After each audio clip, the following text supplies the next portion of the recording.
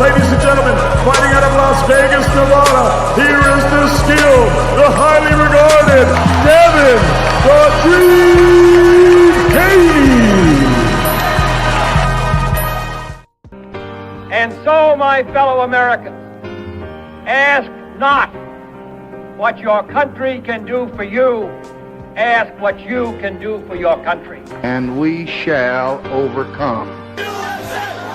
Impromptu celebrations erupted outside the White House. The very word secrecy is repugnant in a free and open society. And we are, as a people, inherently and historically opposed to secret societies, to secret oaths, and to secret proceedings. For we are opposed around the world by a monolithic and ruthless conspiracy that relies primarily on covert means for expanding its... Bud Crawford is a fight fan, and he's a fight fan's fighter. The Ennis Express is a runaway train!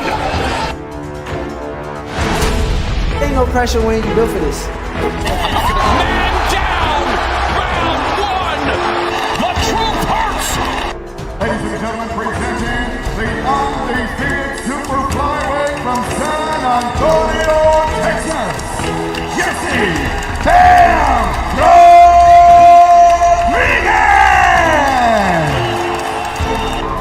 The universally recognized undisputed lightweight champion of the world, Devin the Dream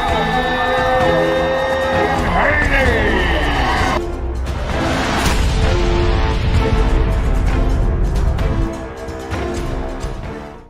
Salute, salute, salute. What up, family, man? Welcome to another episode. I'm already out of order tonight.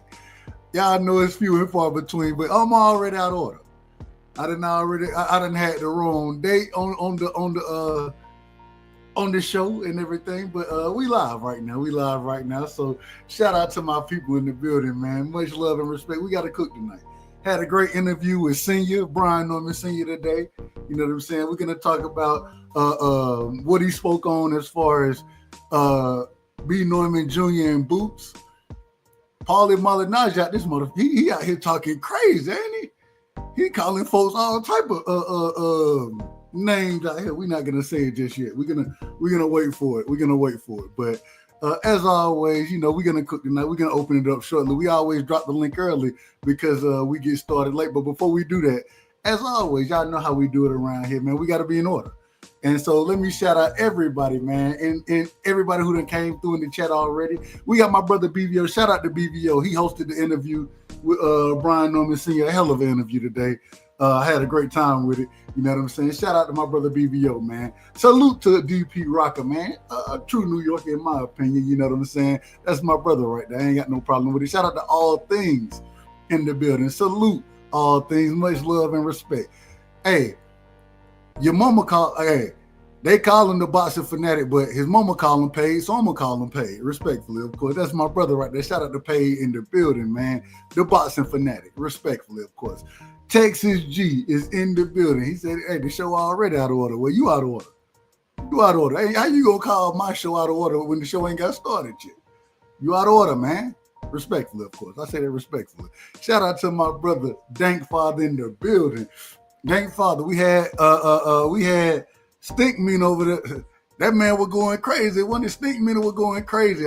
Hey, shout out to my brother KO. Hell of a show today. Hell of a panel, you know what I'm saying? But Stink Mean was out of order, man. He always out of order. I ain't gonna lie to you. He always out of order. But shout out to him, man. That's the great brother Victor, man. The great brother. Shout out to my brother Teach in the building. Salute, Teach. Much love and respect. Much love and respect to my brother Teach, man. Shout out to my brother Cash in the building. Cash, great show last night, brother. Great show. And we got to finish that video up. If y'all didn't catch last night's show, we was clicking on a little different topic, but we was always in order. We was always in order as far as the way we was clicking on that topic last night, man. Much love and respect to my brother Cash, straight out of Alaska, as I always have to tell y'all. Shout out to Hardcore in the building. Hardcore, let me get you right, man. Let me get you right. Yeah, and like my brother Dank said, we going back. I cleared some things up. I got some things clear. And so now we going back with the wrenches and everything like that, just in case we have some nonsense. Now look, don't block nobody. Hey, if they as long as they ain't being disrespectful, you know what I'm saying? Then hey, you ain't gotta block nobody, but let everybody get their opinions off. You feel me? Let everybody get their opinions off, as long as they're respectful about it. You know what I'm saying? Once you start calling folks out their name and all that kind of shit, then we ain't doing that. You out of order. That's what we're gonna have to call you. Out of order over here. So shout out to my brother Hardcore Casual, man. Salute, fam. Shout out to my brother D Free in the building, man. Salute, Free. Much love and respect. And I think we're gonna have it going soon. Oh, my brother Mark is in the building, but we're gonna have it going soon as far as or the Sports Network draft show. You understand what I'm saying? We will have that going soon. And I'm working on that, DP. I'm working on that, to be quite honest with you. Shout out to my brother Mark Nash, man. Mark, my apologies, bro.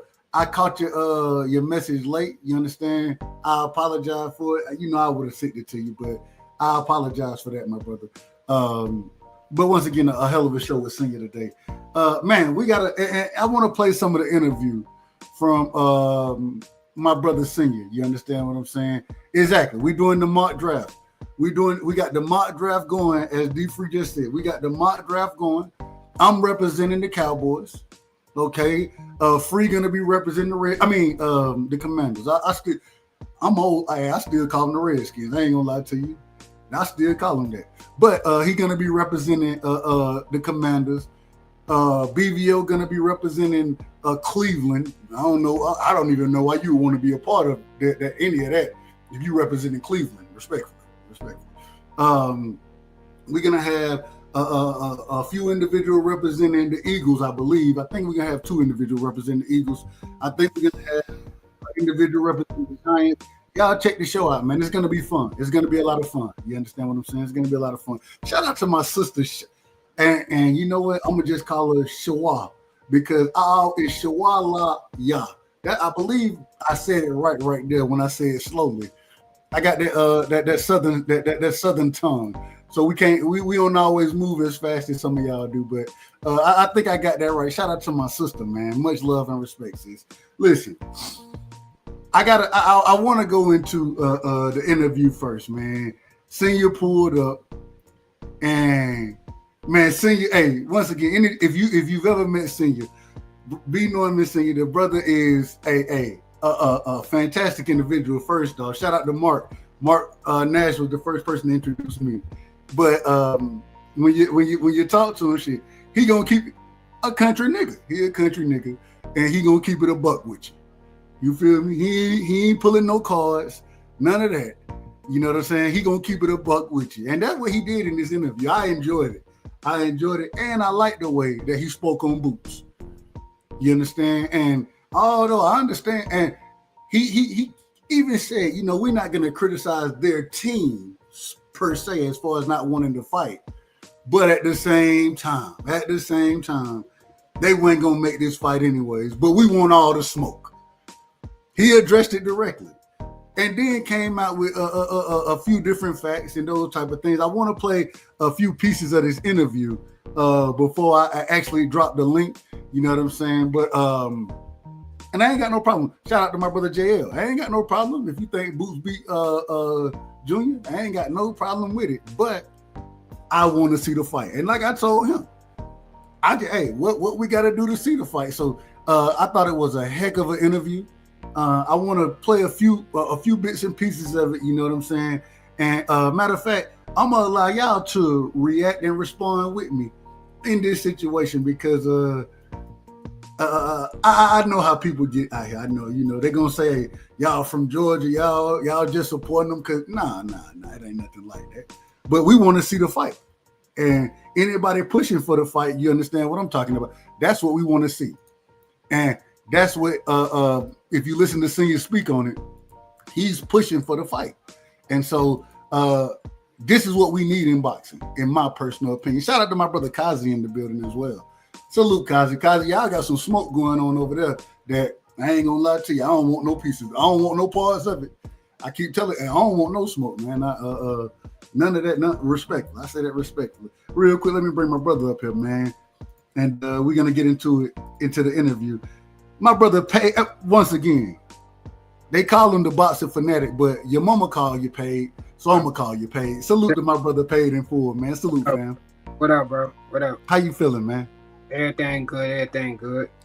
Hey, did you see the interview earlier? I don't know if you caught it. No, I ain't even get a chance to catch it, bro. I always catch your interviews on the playback, like when I jump off the line with you and shit. No, I ain't mad at it. I ain't mad. So we're gonna play bits here. YouTube. This is my content. I want y'all to understand this is my content. So there shouldn't be no reason for any copyright strikes, anything like that. This is my own. I was a part of this. You understand? This is on my show as well. So here we go. But we're gonna see. You never know what YouTube gonna do, and I say that respectfully to YouTube. I say that respectfully. Y'all got to be respectful to the individual who gonna supposedly be shooting you whatever it is, man.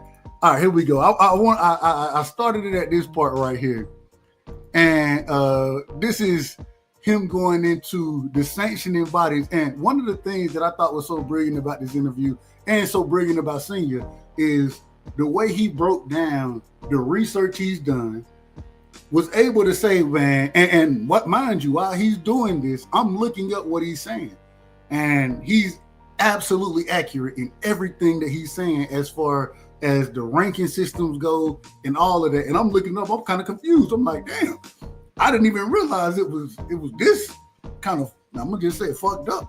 I didn't realize it, but I want to play some of the interview and then we'll react to it. I just think you're still a duck, bro. I ain't gonna lie. Well, you can think that. You can think that, but I want you to hear these pieces of it first, and then we'll react to it accordingly. All right. Cool. All right, here we go. Let me turn this down right here. Yeah, we got to throw that on mute. All right, here we go. Tell me if you can hear this, Pate. And we look at it this way like that. Can you hear that? Yep, you good. All right, here we go, y'all. They like to pick and choose when they like to pick and choose. People like to pick and choose when somebody is a nobody and when nobody becomes a somebody. David Avenesian was a nobody when Terrence Crawford fight him. When Boots fought him, now that nobody is all of a sudden, after getting knocked the fuck out and being out of the room for 2 years and taking the fight. Wait, no. These are motherfucking facts. Excuse my friend. These are all facts. And as you can hear me talk so eloquently and so fast, you can tell I know what the fuck I'm talking about, and you can research everything I'm saying. So after this, David Avenesian was nobody, and they was picking that Crawford for fighting him for $10 million. Now all of a sudden, 2 years after getting knocked out by that same Crawford that he was nobody against, he takes a fight 2 years later after a knockout on 1 month notice because Cody Crowder pulled out, and now that nobody is a somebody. And let's see, can he put him away faster than Crawford did? Are you fucking serious? Are you fucking serious? Are you serious? You gonna take a man off a fucking knockout? Cold. He got knocked. He got cold clocked. 2 years later, after getting cold clocked, 1 month training camp, 1 motherfucking month. On a 12-round title fight, and you were talking about we gonna see if he can do it faster than Crawford. Who gives a fuck? He was supposed to do it the first round. That's how I look at it. So again, that nobody is now somebody. Now I want to stop it right there. And shout out to my brother Tony in the building. Salute to my brother Tony. Much love and respect, Tony. Appreciate you pulling up, my brother. Give me your opening statements real quick. We're reviewing the interview we had earlier with Senior. Give me your opening statements, brother. And quick, one more thing. My apologies, Cash. I don't think the point in this situation is about 10 million as far as whatever Bud, man. I don't think that was the point of what he was speaking on. And even if it was, who cares what it was? The point is that Avenesian was a damn nobody, and now all of a sudden he done became, according to certain individual, when Boots knocked him out, or somebody, according to what Senior is saying right there. That's my Tony, problem. That's okay, first and foremost, before I even get into the lies that was just told, I don't understand quack, quack, quack. I don't understand duck talk. So everything that he was saying was very foreign to me. Exactly. As far as I'm concerned, he's a ducktail, him and his son. Yeah. When your highest purse is $200,000 and you get offered 1.7 million, you take it. Yeah. Now, outside of that, but he goes into that and say that's not what he was offered. But Eddie Hearn's already. I don't believe anything he has to say. Eddie Hearn is already. So you believe Eddie Hearn over him? What I believe I believe is they were offered $1 million. They said no, we want $2. Eddie came back and said I'll make it 1.5. They said no, I want $2. Eddie came back and said I'll give you 1.7, no more. Were you in the negotiations? I listened to Boots talk about it, and I listened to Eddie talk about it. So now we're gonna listen to Senior talk about it. Okay. This is what this show is for. I got you, but this is what it's for. Okay, so let me get to the roots of what he's saying. Everything he said about David Avenesian is a fucking lie. David Avenesian beat a Hall of Famer, Shane Mosley. He fought Mean Machine. He was the one that dethroned Josh Kelly, who was huge in the UK. He's supposed to be the next guy, and he's the one that gave him his first and only loss. So the fact that David Avenesian was unknown is fucking bullshit. When Terrence Crawford fought him, he was like a top 5 ranked fighter within the sanctioning body of the WBO. And then he even told another lie. He didn't take a 2-year break after being beat or knocked out, stopped by Terrence Crawford. He had a fight in between. It had been less than a year from a victory when he got in there and fought Ennis. So at the end of the day, everything he fucking said was a lie. So I don't care what the duck has to say. Well first off, you out of order now. Hold on, you out of order because everything the man said, I can, and we're gonna show and prove that a lot of what he said was very accurate. Very accurate. How? I got it. I gotta run the show. Give me a second, Tony. Tony, you gotta be in order on this show, man. You out of order. You out of order. I understand, but you made a statement. I just wanted to ask. You gotta be in, and you still gonna be out of order. You gotta be in order, man. Calm down. Respectfully. The man, we're gonna show and prove, and what he was saying when he brought up the rankings, because you said everything the man said was a lie. We're gonna show and prove that a lot of what he said in this interview is factual. It's absolutely factual. And we're gonna pull it up. We're gonna pull all these things up. But before we do that, we got my brother BVO in the building. I hear you out of order, man. I hear Captain. I'm trying to run a damn show. I'm gonna hop off because it's clear that you don't want to answer the question that I'm about to rebuttal with everything that you said. It's not a question to answer. I'm trying to. You can ask your question, but let's get to it first. Let me run this show accordingly, brother. Respectfully, I'm trying to bring BVO in here now. BVO, give me your opening statements, brother. I apologize. Right now, my brother Tony is out of order. Hey, man, salute to the Sports Talk Network, man. Salute the dub. The thing I'll just say is this, man. You guys are talking about them, but we talking to the guys. So, I mean, you can say what you want. This dude is the manager. So, you can say what you want. He's the manager. Google just like everybody else got Google. Just like Dub looked that shit up. He could have looked that shit up, bro. Like, come on, bro. But this what I'll tell you. This what I'll tell you. I'll ask Brian tomorrow. He actually sent me some pictures of some of the negotiations, some of the stuff he did. So I'll see if I can release that. If I can release that, it'll put a lot of what you're saying to bed. Cool, for sure. So this is the most relevant thing, and this is all I want answered. Just one thing answered. The fact of the matter is, he stated Avenesian got knocked out, and then he fought Ennis 2 years later, as if he hadn't had any fights for 2 years. That is a lie. He doesn't literally agree. That's fine. If you want to say the 2 year thing, okay, I agree with that. It wasn't 2 years after. It wasn't 2 years. I agree. It may have been a year and a half or a year and a couple months. However long it was. Okay, if that's what you want to argue, that's fine. Not what I'm saying, Dub. What I'm saying is, he said Terrence knocked him out. He went on a 2 year break, and then he fought against Boots. So it may not have been 2 years, bro. All I'm saying it may not have been 2 years, bro. He had a fight in between. He literally had a fight that he won in between. Cool. That's your point. Thank you for making that point, brother. All right, here we go. Let's move forward with the interview. My goodness, man, you out of order. Right. Cussio Clayton Nobody. Sergey Lipinets, 140-pound old white man. Roman Ville. No, these are facts. Roman Ville brought in from 140. Go do your research if you don't believe me. You never heard of him before he fought Rashida Ellis. He was brought in to make Rashida look good. He was slow, flat-footed, best skin. Rashida fast, athletic. It was put there for Rashida to look good. It was put there to put Rashida on the map. Rashida was supposed to do what Boots did. He did not do it. He dropped the ball. You do not know Roman Ville before that. He was a 140-pound fighter. Okay, knocking out nobody, nothing but bums. You did not know him. So now you take him and you put him on a Tank undercard where everybody's got the eyes on Tank, and you put him against Jaron Ennis. Jaron Ennis take this flat-footed 140-pound Mexican, and he does what he's supposed to do to him. Now Roman Ville is now somebody. Now Roman Ville is somebody. Well, wait a minute. When the fuck did he become somebody?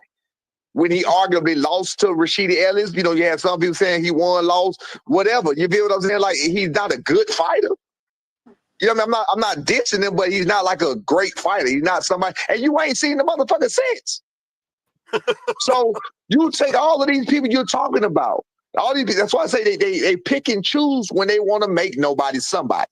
My point for saying what I'm saying is we're gonna do the same thing because we notice that the list can go on with what I'm talking about and with different people. We notice that it's not about who you're fighting. The fans just want to see a good fight, and they really just want to see a knockout, and they want to see a beatdown. You know what I'm saying? Like, you even take what Edgar Berlanga just did. That dude had a fucking whole spare tire around his motherfucking waist. You feel what I'm saying? And that motherfucker been locked up forever. Like, what the hell was that? But Edgar Berlanga got props from a lot of people for doing what he did to him. I mean, he did do what he was he did what he was supposed to do. Horrible, man. Coach Berlanga looked horrible. But he did what he was supposed. But he did what he was supposed to do to that guy. Yeah. That guy was 100 years old.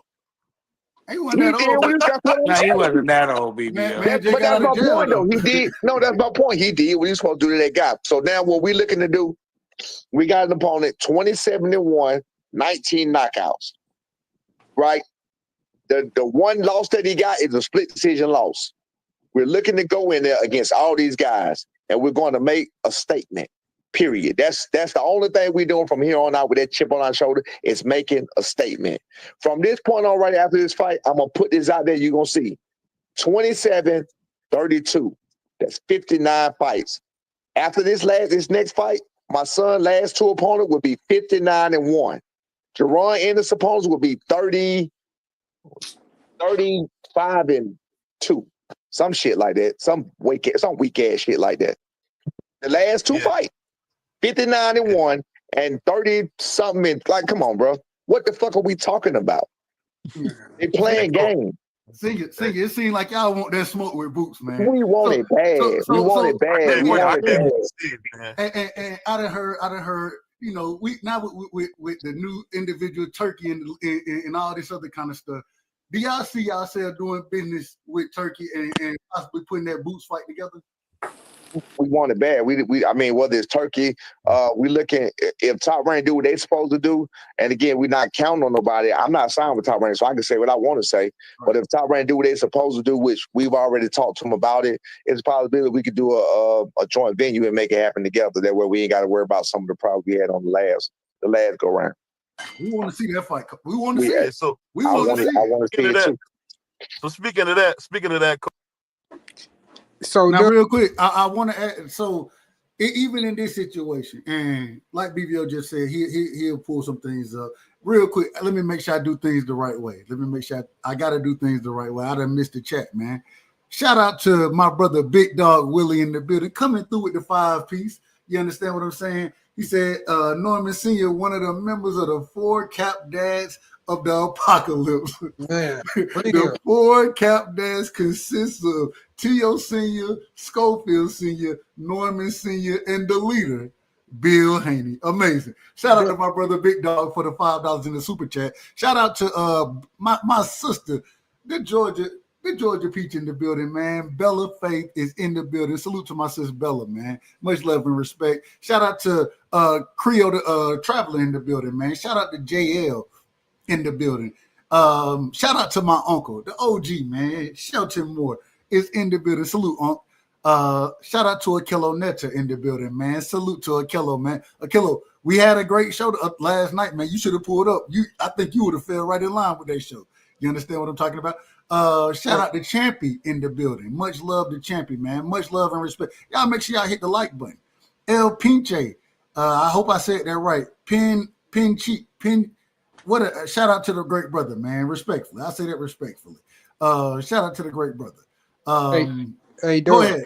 Dub, real quick. Shout out to Troy Graham as well. Salute to Troy Graham. This my thing though, bro. This my thing. He taking less money to fight on a female's undercard than what he would have got paid for a fucking unification, and that's a voluntary defense.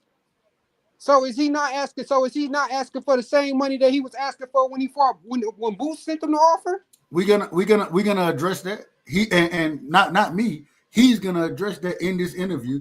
So give it a second. Give it a second. Let it marinate. It will be addressed real quick. Just going off of what he said. Did y'all have anything else about that? Yeah, a bunch of more bullshit and lies. Like that's all I heard. Cause like there's a reality in there. You have to throw your ass in the background. You out of order, man. Why? Because I'm calling him on his cap. If you don't want to fact check the stuff that he says, everything he said is a lie. So first and foremost, let's break this down, okay? Roman Villa had several fights at 147. He wasn't just moving up from 140. His entire career, he fluctuated a weight going up and down from 147 to as low as 135. He did it his entire career. He had several fights at 147 before he fought Rashidi Ellis. Rashidi Ellis was a top 10 ranked fighter. The fight between Rashidi Ellis and Roman Villa was to fight Boots Ennis. Now, I thought Rashidi got hold on. Who did Roman Villa fight before Rashidi Ellis? What are you talking about? That's what he brought up. What he brought up was he didn't say he brought up. He said who was Roman Villa fighting before Rashidi Ellis? Who was it, Tony? Do I need to go through his entire resume? No, because just tell me one name. It doesn't matter. It does matter, and this is the point. You don't know. You're gonna have to look. You're gonna have to look it up. Because you let me know. answer. Hold on, I answer your question. You asked me a question. You won't even let me answer it. You out of order. You out of order, man. This narrative shit. You out of order. You sat here and said that this man had all these fights. And then I asked you who did he fight, and you can't tell me because Senior is correct. We don't know. We don't know who is on Rome. I could go look it up if I have to. I didn't know Roman Villa before Rashidi Ellis. Did you? No. Okay, then. So he's correct. No, he's not. Oh my God. So let me answer it instead of cutting me off and trying to write a narrative. The fact of the matter is, Rashidi Ellis was number one underneath Boots Ennis because of when he beat Roca. He gave Roca his first That wasn't loss, the argument, though. Which That's no. Hold on, you're changing the argument. I'm about to explain it. Speak on Roman Villa. I am. No, you're speaking on Rashidi Ellis. Can I finish? Go ahead. You have to bring up Rashidi Ellis because Rashidi Ellis was in contention to fight Boots. In boxing, when you lose, the guy who beats you takes your spot. Roman Villa won on paper. That's why he got Boots next. Had Rashidi won, he would have been the one fighting Boots, but he lost. So I don't have to go down this long list of resume because I could ask you the same thing. Who is the guy that Brian Norman Jr. is about to fight? Who has he fought on his resume? Nobody. You can't name one person. Who's the person he lost to? You can't name him. Who's the person he drew with? You can't name him because he ain't fought nothing but a bunch of bums. So we could play this resume game, but the fact of the matter is, Roman Villa beating Rashidi Ellis is better than anything that Norman's been in there with. That wasn't. But you're making an argument that wasn't even being made. That is the argument. No, that's how Villa got raised. No, that's not nearly the argument that's being made right now. The argument that's being made is, and see, this is the point that I'm trying. You're not listening. What we're talking about is how people get moved up in these bodies because and even coming out of nowhere and that don't mean they shit. It doesn't mean that. And all I'm saying is when you and we're gonna finish this interview. And I shout out to Teach. Teach is absolutely right. Next time, what I'll do, matter of fact, what I'm gonna do, I'm gonna remove y'all for a second so I can at least get through the interview in its entirety and then let y'all respond accordingly. Play it, bro. Well, I can't get through it in its entirety if I want to, but all I'm saying is just mute Tony if that's what you want to do, man. Yeah, well, that Tony is my brother. Even though it sounds like we disagree a lot, but Tony is still my brother. Hey, man, I had to mute you before. You out of order, man. If you out of order, you out of order. That is a fact. That is a fact. Can I ask you one simple question? Though, you brought up who he last fought, though. That's the only right. I was answering it all. I was breaking down what he said, literally. It was but a guy I that have was. one. It was hold on, real quick. Hold on, real quick. We got my uncle. We got the OG in the building, man. We got one of the greats. My uncle, you understand what I'm talking about, man. The OG, man, Shelton Moore is in the building. Salute to Uncle Shelton, man. Uncle Shelton, give me your opening statements. Then we're gonna go back to we're gonna go back to playing the somebody. What's up, y'all? What's happening, everybody? I just got one question. What's up with you, youngster? I got one question for everybody on the panel. I want y'all to tell me what Boots has done that Brian Norman Jr. hasn't done. Nothing. What do you mean? He's done. They done did the same thing. They both accomplished the same thing so far. That nigga Boots on here. He headlining cards. What he do? What did he do? He headlining cards. Man, y'all with this against who? Wait. He's headlining cards. He's headlining cards against who? What do you mean? He just against who? David. He just fought David Avenesian. A bum, a nobody. A bum, a nobody. Karen, though. Karen was undefeated. A bum, a nobody. Let me ask you this, Shelton. Hold on. We gotta have order. We gotta have order. Y'all motherfuckers calling niggas bums. Nigga, stop talking. Stop talking. No, you never heard of Karen before he fought Boots. You never heard of Karen. So stop it. You never heard of Karen. Nigga. What are you had not. You a goddamn lie. You ain't heard no fucking. This is outrageous. This is outrageous. Can we gotta have a good show now. That's cool, but niggas keep that shit boxing, bro. Don't come on no disrespectful shit, bro. Ain't nobody disrespecting you. Lying. Stop lying. Outrageous. You how the fuck I know the nigga? All right, fine. We'll do it that way. Y'all niggas, y'all can't have no fucking decorum. Y'all niggas are out of order. Yelling over each that don't make for a good show. The folks can't hear nothing that y'all talking about. Even if you're making a good point, the folks can't hear it. Please. Damn, I hate to do shit like that, but I gotta do it. Be in order. That's all I'm asking, man. Just one at a time. Let everybody get their bars off. If you disagree with them, you ain't gotta argue with the nigga. Shit, let him finish what he's saying and then respond. Why you kick me off? I kicked everybody out. But what I'm saying is, bro, you can't ask a nigga a question. Then when the nigga answer the question, you tell him some other shit, bro. Like, nigga, you asked the question, I answered your question. What? All right. Uncle Shelton, ask the question again, and then allow. He said he heard of Karen. I hadn't heard of Karen. I ain't heard of nobody Boots fought except for that nigga that took a dive from. Hold on. The nigga that took a dive from Canada. What's the nigga name? Van Heerden or whatever? No, Castillo. No, nigga. The brother. He took a dive. The brother Afro. Clayton. That dude. Yeah. That's the only dude I ever heard of. And he fought, the other dude from 130, the dude that Crawford knocked out. What's his name? Thomas Delorme? David Avenue. Delorme. Thomas Delorme. Yes. Delorme. Yeah. Listen, I have a question. Yeah, but other than that, hold on, let him finish. Yeah, go ahead, Tony. Go ahead. Yeah, my question for you is: how many Hall of Famers has Boots or Norman fought? None. How many have they beat? None. If you ain't fought none, how you gonna beat one? David Avenesian's beat a Hall of Famer. How many? In a Hall of Fame of a Hall of Fame of what? Not boxing. He beat Shane Mosley. What are you talking about? Not boxing. You're not getting in the Hall of Fame because you beat one guy. And you damn sure not getting in the Hall of Fame because you beat Josh Kelly. Oh, man, one at a time. Everybody can't jump in, man. One at a time. Damn. I asked you a question. You don't like the fact that David Avenesian's actually beat a Hall of Famer and neither one of the other two have. Now, here's my next question for you. How many up-and-comer big names have they derailed? Norman or Boots? Well, Norman derailed that dude from San Diego who was supposed to be the man that beat up on Alexis Rocha. What's his name? Santillan? Yeah, Santillan. He was ranked number 1, wasn't he? Who beat Rocha first? Santillan beat him first. No, he didn't. Rashidi Ellis did. Who beat him? Rashidi So what Ellis. they got to do? Rashidi Ellis got knocked out by a bum. And you know what Boots did to the bum that knocked him? He didn't get knocked out. It went to decision. So you don't Still a even know bum. what you're talking about. Still And a bum. what did Boots do to the dude who your whole thing was leaning on Roka? He knocked out a bum. So I don't give him credit for knocking out a bum. Knock out Norman. Knock out Stanionis. Then you get some credit. Listen, hey, real quick, logic. hey, real quick, man. Shout out to Mr. Gumbo in the building, man, aka Hot Grease. He said one time or one at a time, y'all out of order, man. Y'all out of order. I appreciate that, Mr. Gumbo. I appreciate the $2 in the super chat. Yeah, I'm not giving that dude no credit for beating up on Roman V. Roman V. For, man. Okay, Shelton, now without you interjecting over me, this is what you just did. I'm going to use your logic right now. Just listen. Let this sink in. You said Centillion was the guy because he beat Roka.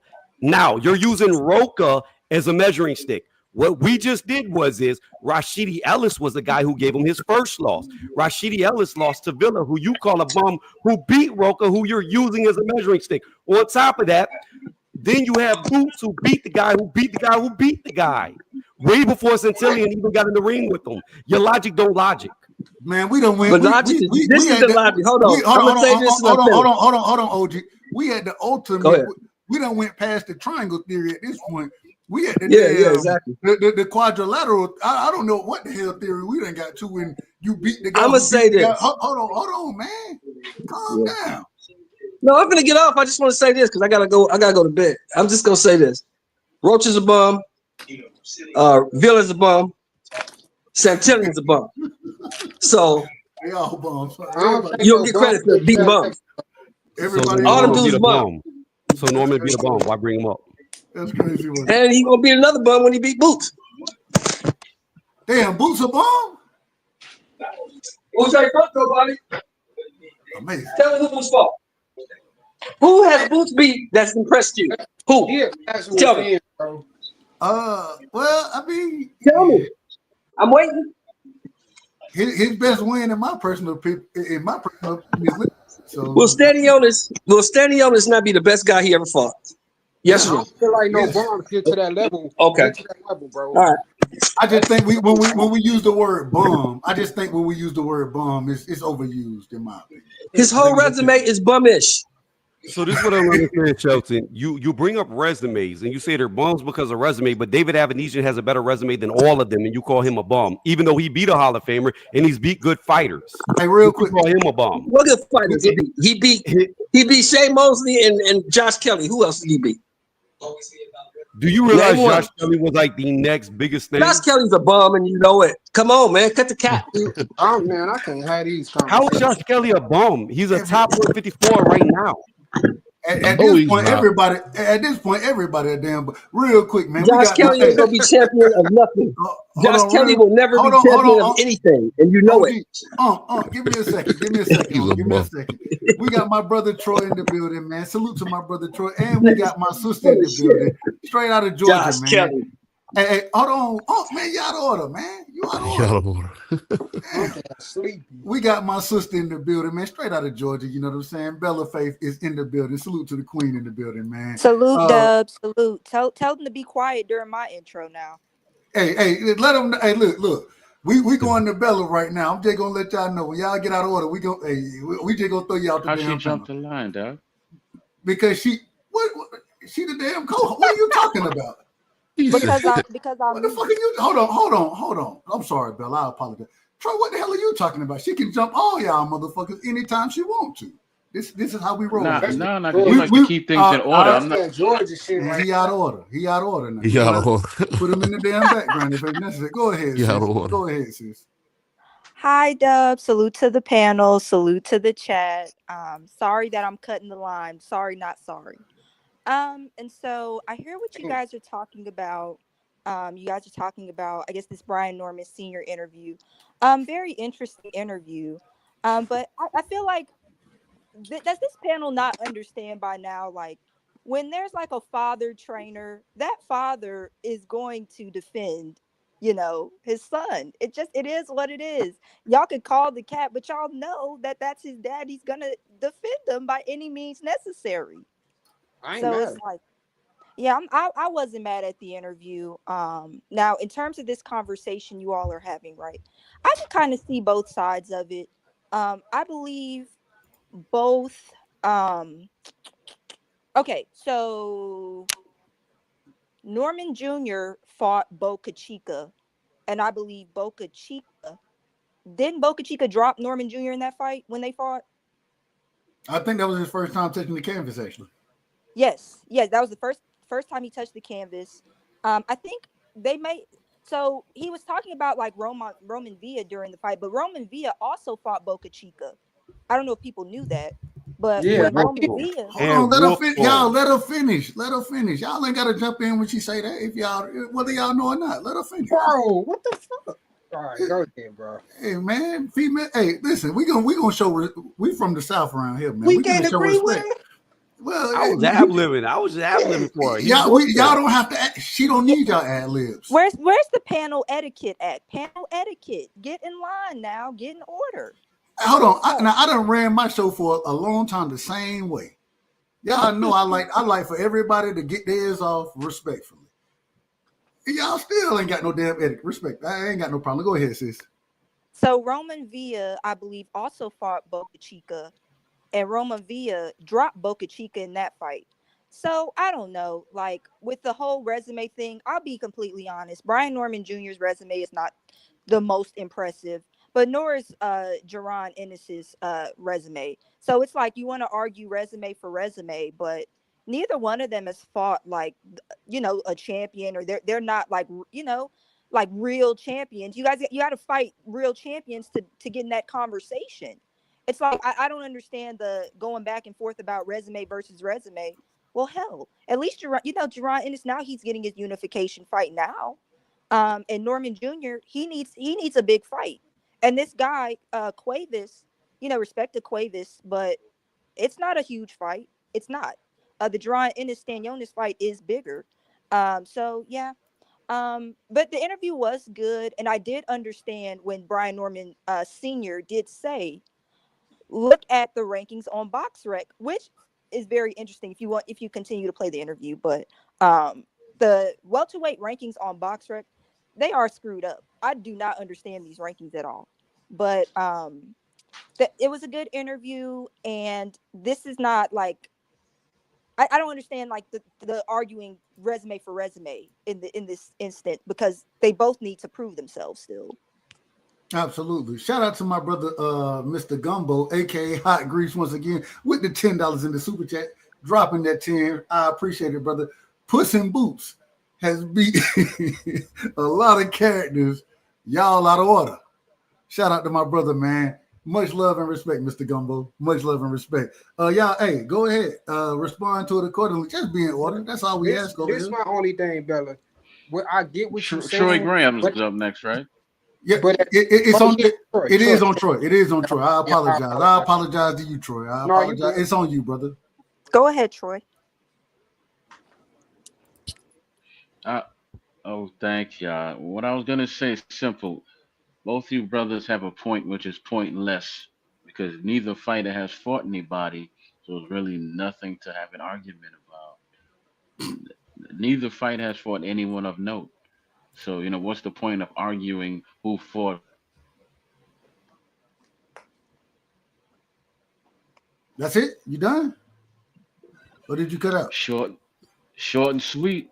I ain't mad at it. Go ahead, Paige. I know you had something to say. That was my point exactly. We say that was my point exactly. We say that they haven't fought nobody, but Boots tried to fight Norman, and he turned the shit down. Like, so let me keep playing it then, because we address it. We asked that question. That question will be asked. I believe BVO asked it. But let me keep playing the interview, because that is definitely addressed in the interview that we had today. So cool. Let me hold on. Let me pull it back up. Make sure we're doing things the right way. Just let it play, Dub. Don't even stop it. Yeah. Just all right, fuck it. We'll let it. We're gonna let it play in its entire. Well, I can't let it play in its entirety, because that shit damn near. Well, just the main hour and a half. Like it was about an hour and a half that we had seen you on that motherfucker. So just hit the main parts. I got you know, he's one of the biggest haters in the world, man. My man, the Scholar, Boxer Scholar. Go ahead, Scholar. I know you got something, man. Yo, B. Norman, I'm officially jumping on the bandwagon now, man. I don't need to be losing no money out there now. I'm a fan. Hey, I want to see y'all. Listen, man, I want to see y'all beat the shit out of goddamn Boost, man. I see who ducking, man. You ain't got to explain nothing. I see it. He don't even want to fight T.O. No, listen, how Boost the monster, but everybody calling his fucking name out. Everybody calling his name, and exactly. Everybody calling his fucking name is bullshit. It's bullshit. Yeah, they trying to create a narrative that ain't what it is. It ain't what it is. If you got Eddie Hearn there with money, why not? They asking us why we call their bluff. We're not calling our motherfucking bluff if you give us a couple $100 more thousand. Do you know they paid Stanionis more than what they offered us, and they moved the venue? Wow. They gave Stanionis more than what they offered us at the end, and they moved the motherfucking venue. So say you didn't want to make the fight with my son without saying you don't want to make the fight with my son. That's how I hear it. They didn't want to make the fucking fight. Yeah, I see it, B. I already know what that is. Stanionis ain't been in the ring since what? Errol Spence card. And then he struggled against Southpaw because his best weapon is the jab. His best weapon is the jab, so it's a style. Listen, I know what I see, man. They don't want no parts. They don't want no. And listen, you said something. I would listen to an interview. You said when my son was younger, I got all the quit out of him, right? That's and when he was fighting, we're trying to quit out. That's what we do. When he was fighting, B, it looked like he was gonna fail. I said, "Oh man, the dude finna take over the fight." He got stronger. I know exactly what you're talking about now. I know exactly what you're talking about. I appreciate you. Listen to me, dog, bro. This real talk, all bullshit side. I appreciate you having an open mind, unlike the other sheep. That's clearly. I'm not. It's like really, bro. People are clearly following shit that, like, bro, when you just open your motherfucking eyes, I'm pointing you right at it. I'm pointing you right at the shit. You feel what I'm saying? If you open your motherfucking eyes, you will clearly see it. You feel me? Like, come on, bro. These guys are fighting 140-pound fighters. These guys are fighting limited fight. They're doing it for the public. They're doing it for the untrained eyes, and you got the guys with the trained eyes being fooled. That's why I'm like, man, what the fuck going on? Hold on. Wait, let me say this. I was fooled first too because I wasn't looking for it. I gotta say, I wish I could send it to y'all. I watch YouTube all night, every night. I was watching YouTube last night, the guy Derek Quavis and my son fighting, and you know how sometimes another video will just start running? You know, another video just continue on. Another video started. It was like drawing, and so it was like about 15, 20 minutes. You can Google it. About 15, 20 minute little section on Deron Anderson, you know, what he been going through and what happened. What I mean by going through is like, you know, signing with Eddie and, you know, and people not having a hard time getting fights and, you know, the shit he went on with my son. I started seeing highlights that I had never seen before. Do you know that nigga hit everybody low? Everybody. When y'all get a chance, go back and watch him fight. He hit everybody on the belt line. Every last clip that came across that motherfucker. I said, well, goddamn. He hit every last person I saw, even in the highlights. He was hitting them on the belt line. Thomas DeLome reached behind. Huh? I say he's notorious for that. For hitting him on the belt line. Thomas DeLome reached behind the head, hit him behind the head. I think that's what he's gonna do to Stanionis. Because I was watching Stanionis guard against Maestro. The way he keep his guard, he tailor-made for Boo's punches behind the head. He tailor-made for. He coming forward. He right there. He got his hands up. All Boo's does is, you know, Greg Hackett did it to me. Greg Hackett kept doing it to me. What he would do was he'll throw the overhand, but he would throw it so long. He's not aiming at my head. He would throw it so long, when I catch it, it was slammed down on the back of my head.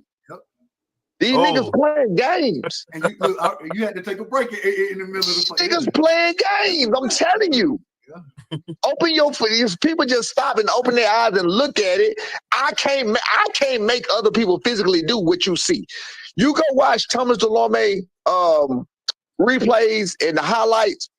They won't watch that fight. They show that knockout highlight, I think, twice at the end, and that's for a reason. And you're gonna hear somebody say he hit him behind the ear. No, nigga, he hit him behind the head. Go watch it. Custio Clay. I think they showed it one time. Go see. You know how when a fight ends, they show the highlight over, and especially if it's a knockout. They're gonna show that bitch over and over and over. Well, see here, and he caught this, and then he turned. You know how they do. You know how the commentators do. They did not do it. Shit showed it 1 or 2 times. Go look. Go look. He hit motherfuckers low. He hit motherfuckers behind the head. I think it's gonna be some shit where he hit Stanionis behind the head because of his defense and his guard and how it is. I watched him spar one of his guys in his gym. It was supposed to be a highlight. The guy was little as hell. And he was hitting that nigga low. Every punch he hit that man with. I said, God damn. The guy had on a blue cup. You can go look for it. He had on a blue cup. He will hit that man all in his shit. I said, God. Hey, salute to my man Al Money for the 2-piece showing love, man. Appreciate you, Al Money, coming through, man. But you know, the cool thing about it is it's nice to hear from behind the scenes because I've always made it clear, man. I don't know everything, and it's good for you to kind of bring out what you said because I always thought Boots was a hype job because he ain't fought nobody. Not because what nobody said, just because he ain't fought nobody. You don't get this late in your career and not fought nobody. Absolutely. This is what I say about that. This is what I say about that because on the respectful note, just like I said, I do respect all fighters. I do respect Boo's hard work. I do respect Boo's journey. I do respect Bozy and Boo's, as a father-son duo coming up in the ranks and getting how they're getting it. I don't respect this bullshit ass shit that they are given without earning it. I don't respect that. I don't respect that. So when you say hype, he is a hype job. At this point, he is a hype job. He's a hype job. He's no more than just a prospect that has the potential to be great or good. He good. He has the potential to be great. That's all he is. Like you just said, he has not been tested. I'm not saying what he can and can't do because I don't know. I don't know what he can and can't do, but I'm saying just like you saying, at 30 fucking fights and damn near 30 fucking years old, put the man in there with somebody. Even like realistically, even Stanionis. You know what I'm saying? Even with Stanionis, like, bro, the man got 15 fights in 8-9 years. He ain't been active in forever. What the fuck are we doing? What are we doing, bro? Like you gonna tell the people. You're gonna tell the people that's how the promotion works. You're gonna tell the people these are the 2 best welterweights, which is an opinion. That's first of all. Right. So you're gonna tell the people these are the 2 best welterweights in the world. That's what you're gonna keep saying. You're not gonna say arguably, which is the truth, because it's just a fucking opinion. Because by rankings, they are not the 2 best. If they're by rankings, they are one of the 4 best, 2 of the 4 best. You feel me? If you want to look at it realistically, it's 4 champions. What the fuck these niggas did, or who did they beat that made them better than the other 2? Nothing. It doesn't make sense. I want to pause it real quick because this is where he goes into breaking down the actual rankings and how he done studied the rankings, knows the rankings. While he's doing this, I'm looking this shit up, right? I'm looking up what he's saying. I'm like, he might be out of order. I'm looking this shit up. You're going to see how it happens. Here we go. Were you disrespected about them putting the Ring magazine belt, the lineal belt on the line? I felt disrespected, but you got it. Okay, pay attention. Pay attention. And shout out to BVO for always asking the antagonizing questions, man. Shout out to BVO. You pay attention. Again, I all I do is this. If either one of y'all could take a look at Box Rec while we on this, and you will go see some. Pull up Gerard Ender's name, and then you click that ranking. Now, before he do this, I want to do this because, like I told y'all, I while he was talking about this, I'm looking this stuff up, and so before he gets into this, I want to pull it up for y'all so y'all can see what he's gonna be talking about, and y'all are gonna see that the man is in order. Y'all know I like to call folks out of order on a regular basis. This man is all the way in order with what he was saying in this situation. I'm gonna pull it up right now. And show y'all according like he's breaking down in this situation what he's speaking on. And the crazy thing is how these rankings go on these different sanctioning bodies, different sites. Shit, you can tell he done studied them. And I'm gonna play it, but then we're gonna get right back into it. But I'm gonna pull it up while we playing it, while he's speaking on it. Let me make sure y'all can hear him. And I can pull it up at the same time. You always got to make the adjustment. There we go, right there. Here we go. All right. Go ahead. No, I was gonna say, bro. I think we all know that the fucking sanctioning bodies is bought and paid for at certain times for certain fighters. I agree with that. But the way he breaks it down, just listen to how he break it down. Just listen, and he even say, hell, we done been we done got benefits from that to some degree. He didn't even say, he even says that in this. So just listen to how he break it down. All right. You'll see he ranked number 1, right? He ranked number 1. Ryan Garcia ranked number 2. Jen Sasaki ranked number 3. A motherfucker named Lewis Crocker ranked number 4. Y'all boys, wow. I'm like, go look. I speak nothing but facts, brother. Go look for yourself. I'm pulling it up. A motherfucker named Lewis Crocker. Listen, y'all see, I ain't looking at nothing, so I tell you how much research I do. A motherfucker named Lewis Crocker ranked number 4, and my son is ranked number 5. So I'm like, okay, BoxRec. I used to trust, but BoxRec been around since I've been boxing. You know, it's been around for a long time. So I used to trust BoxRec. I used to trust what they said, trust all that shit. All of that shit is bullshit. Ryan Garcia has never fought a welterweight ever. Ryan Garcia has never won a title at any weight ever. Now I want to pause it right here. And I want to bring this up. Can y'all hear me? Yeah. I want to pause it right here, and I want to bring this up because you can't share two things at the same time. So I want to show y'all what the brother is talking about before we get all the way into it. Let me stop the share here. Let me pull this up. I just want y'all to look at what the brother is talking about when he's speaking on how BoxRec is out of order. Can y'all see the BoxRec? They got all type of shit. Can y'all see it? Can y'all see the screen? I'm following you. I got it on my phone. Go ahead. All right, here we go right here. This is Jerron Ennis is number 1. Ryan Garcia never fought at welterweight, number 2.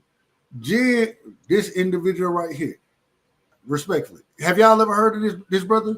Has anybody on the panel heard of this brother? I can't even see it far back. What's his name? Jen. No, hell no. Jen Sakaki. He's from Japan. No. Yeah, never heard of. Lewis Crocker. I've heard of Lewis Crocker. I have never heard of him. I've heard of Lewis Crocker. I have heard of him. Yeah. But he's number 4 right now. Junior is 5. And then they go on. Even shout out to because we asked about this brother right here. We asked about him as well, Polanco. But Mario Barrios, a champion in division, right? He's number 10. The individual that Junior beat is number 11. Just listen to what Senior say, and I just want to show y'all that right there, so you understand when he goes into this what he's talking about. And he's gonna go into the Ring magazine as well, so we're gonna bring that up as well. But I just want to bring that up real quick so y'all understand what he's talking about when he starts bringing these things up. All right, here we go. Let me go back. Stop sharing. Go back. There we go. Entire. There we go. All right, here we go. Make sure I make that main screen. Boom. Ever. Ryan Garcia has never fought a top 10 nothing besides David Hayden. And if you want to call the real, it was, I mean, we know what happened and we all saw what happened, but physically it was called a no contest. So it didn't happen. So why the fuck is Ryan Garcia number 2 at welterweight? Why? You feel me? Would anybody care to respond to that question right there? Why is Ryan Garcia number 2 in the welterweight division right now, according to BoxRec? Would anybody like to respond to that? Because he's popular. Popularity. And that makes you number 2? Popularity. This is nothing new in boxing. Nothing. That makes you number 2? I don't agree with it, but it's popularity. Yes. No one's saying it's right, but it's always happened in boxing. No one's. Okay, there we go. Here we go. Number 3, Jen Sasaki. Jen Sasaki has never fought. Mind you, think about what I'm saying off the dome, and I'm not looking at this. You gotta go check. You can do your research for yourself while you're doing this. I'm looking at it right now. You ain't lying. You ain't lying. Yeah, Jen Sasaki has never fought out of Japan ever. Jen Sasaki has never fought out of Japan ever. Jen Sasaki got knocked the fuck out.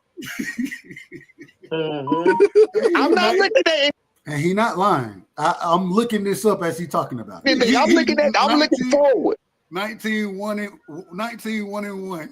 And he got knocked the fuck out with that one. Do you see that? That's crazy. Don't look at the look. This is what you want to do. This is how I roll. What you want to do on any fighter is you want to go to their last fight or two. You want to go to their last two fights because that's going to tell you everything you need to do. No, people do step up fights, not step down fights, right? Right. The last two fights gonna tell you what you need to know. Go click the last fight that Jensen Saka had. Tell me where the fuck he ranked at. Tell me how many stars he got. Tell me who the fuck he is, and tell me where he fought at. Hey, they fought in I don't know what the hell they Kotaku in Japan, right? Yeah, somewhere over there. All right. A two-star fighter. What's the record? Two-star fighter. Two-star fighter. And he was 29, 14, and 3. And he fought a Rancho Cucamonga. Then Sasaki ranked number goddamn 3. He fought a Rancho Cucamonga. Oh man, come on, man. What's going on with boxing, man? Hey, listen, man. My job here, it gives me something to do, so that's good. It gives me something to do, so that's good. I got plenty to do. I got plenty. Look, y'all see what I do. Y'all see I'm a scholar at that shit, right? I'm a scholar at that.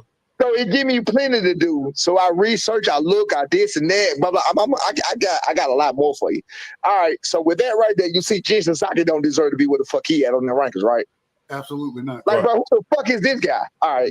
Never heard of the dude. Never heard of him. Nigga ain't never fought it. Have any of y'all heard of Gene? Have any of y'all heard of him? No. All right. Nope. He ain't never fought in Japan, and the nigga he fought in Japan was sorry as hell. What the fool the fuck are you? Okay. Lewis Crocker was not there. Lewis Crocker just got there. BoxRec put you inactive after 1 year of inactivity. Yep. Real quick, if you look at when I went and looked at Lewis Crocker, according to the I believe it's the British Boxing Commission, the man is suspended. I believe it's to the 15th or the 15th of April. I believe it may be May. It's one of them, but I believe he's suspended by the British Boxing Commission until then. Lewis Crocker got there when Conor Benn was there. Conor Benn, another one who's never won a fight. I'm sorry, he's never won a title. His last fight was against a guy that Jaleel Hackett beat at Peter Dobson, and Peter Dobson is ranked fucking 100 and whatever the fuck he ranked, over 100 on BoxRec. So your last fight a year ago was ranked here, but you had him ranked he was ranked number 2 or 3. That's where they had Conor Benn at. When Conor Benn fell off, all of a sudden a Britain fighter named Lewis Crocker pulled up. Who the fuck is Lewis Crocker? Go look at Lewis Crocker's last opponent. All right, Patty Donovan. What's his record? Oh, he was 14-0. He was 14. How many stars? He a 3-star fighter, and but it was won by DQ because of. And does he deserve to be where the fuck he at right now? Is he a world champion? Has he beat anybody? He beat nobody like the caliber of my son just fought. Nah. Yo, B, how they fucking up the ratings like that? How they getting the stars? You got to understand, it's all about the people are stupid. People don't. No. I'm being real. People are stupid. They don't care to look. They don't care to research. They don't give a fuck. All they know is what they see. You can tell them anything. Like I just said, they promote this fight saying the best 2 welterweights. So guess what? When you say something, you hear. If I say something on here right now, all y'all can say y'all don't give a fuck.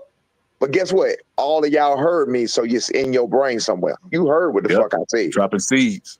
I'm dropping seeds. So when we get off this motherfucking live, no matter what the fuck you think, no matter what you thought, you heard what I said. And when anything comes true about what I said, guess what? Your game will go pop back in your brain. That seed gonna come through for you. You're like, what the fuck? How the fuck? That's what's gonna happen.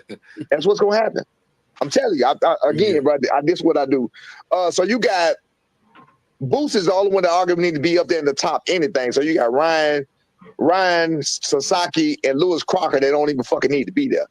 They put them there to not have be number 2. They put him there to not have my son number 2. Eddie Hearn. You go to the Ring Magazine rankings. It go further than that.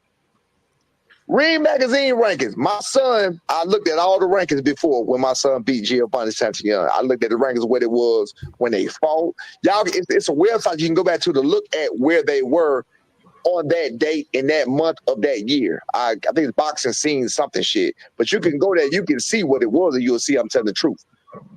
Karen was ranked high in the IBF only. That's it. Giovanni Santillon was ranked high everywhere. He was in the WBC, WBA, IBF, and the WBO ranked number 1. My son went and knocked his motherfucking block off. Ring Magazine, go look for yourself. Ring Magazine put, I think, Jerron Ennis first at welterweight. They had to justify putting him up there because even, hold up, if y'all still on BoxRec, go look down at number 11. Giovanni Santillon is there. My son beat the highest fighter there on BoxRec, so how is Boots higher than him on there? My son is the only one that beat any of the people at the top right there, and that's Giovanni Santillon at number 11. I'm telling y'all. He not lying. He not lying, y'all. Now, and this is when I said that we're gonna get into exactly if he's keeping it a buck or not. This is what I was talking about. When I'm pulling this stuff up, I'm like, shit. And see, it don't seem to, he ain't looking at shit. It seems like he in order with everything that he talking about. It seems like he in order. Go ahead.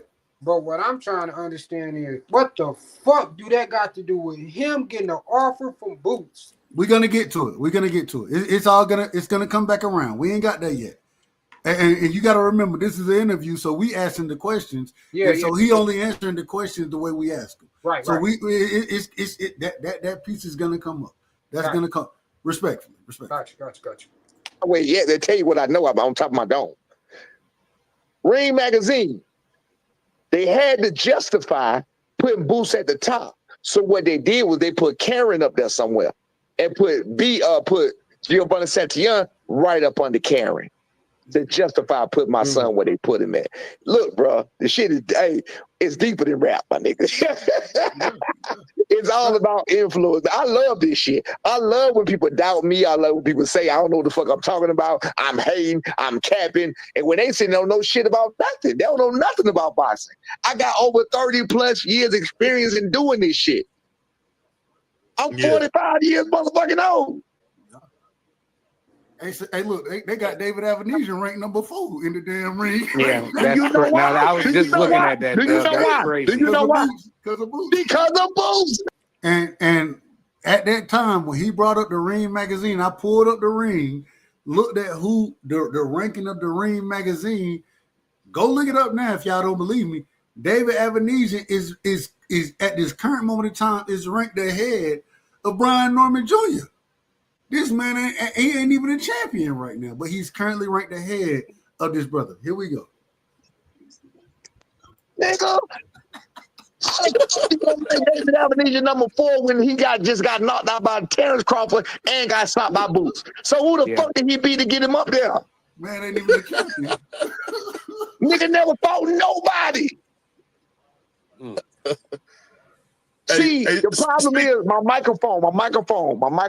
All I have is y'all, other podcasters. My microphone is too small. Nobody hears me talk. So slowly but surely, everybody in the live, everybody in the chat, I don't give a fuck whether you like me or not. You hear me, motherfucker. Y'all hear these guys looking it up. No, hear me out. Yeah, I told you, I don't give a fuck about nobody liking me. Y'all hear me telling these guys, and y'all hear these guys looking at it, not knowing, and saying, damn, that's fucked up. Damn, that's fucked up. Everybody got these, what? Why don't nothing make sense? Why don't BoxRec make sense? Why don't Ring Magazine make sense? Why are the rankings not making sense when it just don't make sense? They never did. Huh? They never did. It's all about influence. Yeah, it's all about influence. Let's get it right. Let's get it right so I can put on the other end. My son, I think he was ranked number 13, like I said, in the WBO. They moved his ass up right before he fought without fight. They moved him up right before he fought Giovanni Santillon to make him look good. So it goes both ways. Don't think we ain't, you know what I'm saying? They moved my son, but Giovanni was number 1. Now, real quick, Pay, only reason I'm glad I think that the same way we've been saying it go, like you just said, it go both ways, but it's still wrong. And even in this situation, what he's saying is shit. They moved my son up, but They didn't move my son up from fighting. They moved him up to make him look good against an individual like Giovanni Santillan or Santillan. You know what I'm saying? Yeah. I got you. But that's why I was saying even when I just don't feel like Turkey need to be running that shit, bro. Because like I said, you took a nigga that was number 1 off for a fucking draw, but it wasn't even a L that he took. So I really do think them ranking system is bought and paid for, bro. But this is what he's speaking on. And he's not going to say bought and paid for like that. Right, and I think we all understand exactly what he's saying. But hell, if they see somebody that they think can be the next guy, they're gonna move him up accordingly, regardless of who they didn't fought or anything like that. Right. I believe that's the statement or the point that he's making, and even saying they did it to my son. Right. Respectfully. Here we go. Giovanni was ranked number 1 up under Terrence Crawford at the WBO. Giovanni was Terrence Crawford's mandatory at the WBO title. Giovanni had to have somebody to fight. They thought we were the weakest link. You feel me? So what they did was they moved my son's ranking up to where Quavaz was just at. I think they moved my son up to number 7. And they had number 7 fight number 1. My son was number 13. He moved up to number 7 without fighting anybody. It's all about influence. It's all about what they're showing you. That's all, bro. And the casual, and you know, even more than the casual, because even the so-called diehard boxer fan don't pay this shit no attention. They don't know what they're looking at. Yeah, I think what you're saying is true, because a lot of times we as content creators, sometimes we prank narratives, man. And I think you kind of bust a lot of narratives up with that, man. Shout out to my man Puerto Rican Tommy with that 5-piece. He said, salute Brian Norman, you a wild boy. What do you think about but hey BBO, you left that out. That being said, I want to ask you this, man, before we get out of here, left man. him out. What would be the thing you would say?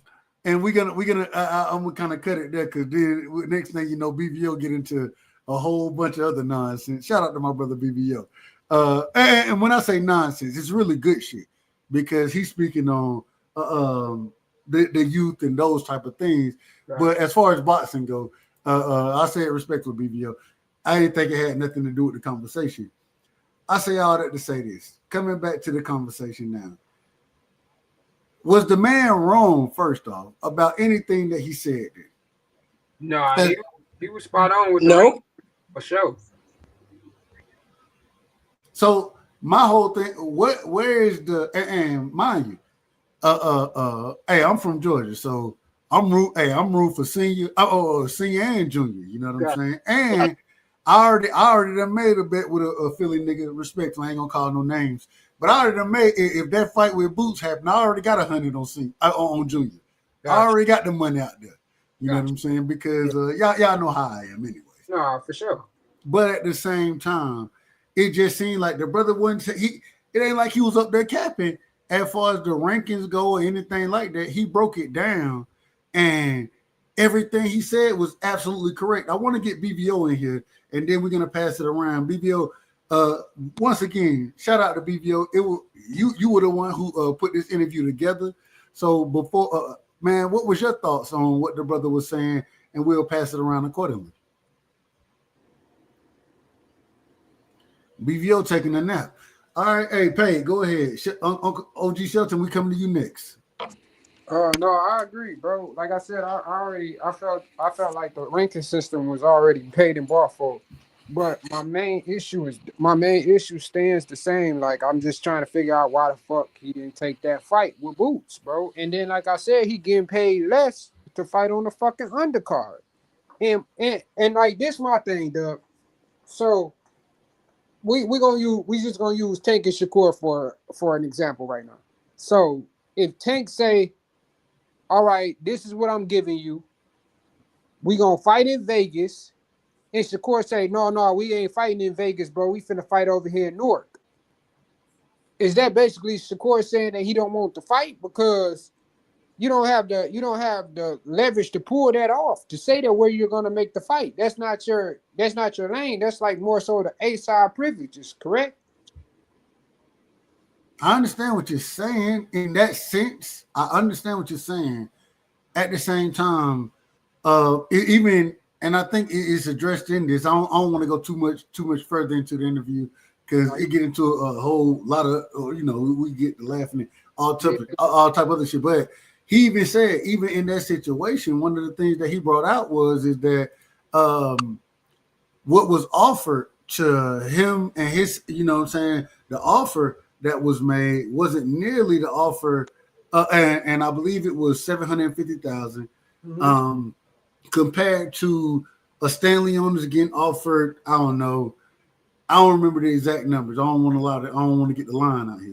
Don't get me the line. I don't want to do that. But it was, I believe it was something like 1 point something million, and then Mario Barrios was. Say it again. 1.5. Okay, 1.5 million, and then Mario Barrios was offered 2 million or something like that. All I'm saying is, if an individual is offering me, and I know you're gonna say, well, this y'all biggest payday, well, still, even if it's our biggest payday, it ain't like the respectfully, they ain't hurting for money. So, nigga, you're gonna give me what I'm worth. And if you're gonna offer this individual somebody like Stanley Onis, and I would ask, Kat, who is Stanley Onis' biggest win? In my opinion, I think I would say Butayev, me personally. I would say that. And that's what I'm saying. With that alone, it goes back to the situation. And you saying I'm not gonna give you what you got to give me what the fuck I'm worth. But what he said was if you're gonna offer Stanley Onis this shit, you can at least offer, if you're gonna offer him 1 point something, you can at least offer us a million. You can at least do that, right? But they gave you 1.7 mil. Who? They offered him, bro. They offered him 750. Then it went to 1.5. Then it went to 1.7. Now this is where I say, and respectfully, I think you out of order because if you listen, I don't know what them numbers look like. Like BVO said, he'll reach out to Senior. I think Senior can send you more paperwork and bring that out. But according to Senior, we wouldn't offer anything more than 157,000 for that fight, which I think that's still a good. I think that's still a good payday. I ain't mad at it. But at the same time, we believe we're more than that, and we're fighting another champion. These type of things. Matter of fact, I don't even think Junior was a champion at that time when those negotiations was going on. But at the end of the day, all he's saying is if you're gonna offer Stanley on this, you're gonna offer Barrios this, then we feel like you should at least offer us a meal at least. Only this is the issue though, because he said this. He had an interview on Mill City, and he broke down the numbers, which the numbers was already out in the public, but he broke down them same numbers. But he said that he was looking for, I think it was either 2 million or 2.3, somewhere up in there. He said something like that, but that's damn near like 20 times your highest payday, and then you're not even getting paid. You're not even getting paid to fight the person that you're finna fight now on an undercard. So that's my issue that I'm running into. Yeah, I hear what he's saying, but bro, it's still, that shit sounds shaky because it's like, bro, we offered you your highest payday and you turned it down. But then you run around the YouTube streets talking shit when you had a chance to prove everything that you're talking about now. Hey Cash, real quick. Hey Cash, send me the interview. I haven't seen the interview. Send it to me. Put it. You know what it is, Cash. Put it in the chat. I'll pull it up. Y'all know I ain't got no problem with it. I ain't got no problem with it at all. But so go ahead. So here's the thing, man. They offered him the Boots fight after the Santillion fight, so he had already been elevated to WBO champ. Okay, it was that. Okay, so what? So he was okay. I'm out of order then. I'm already elevated.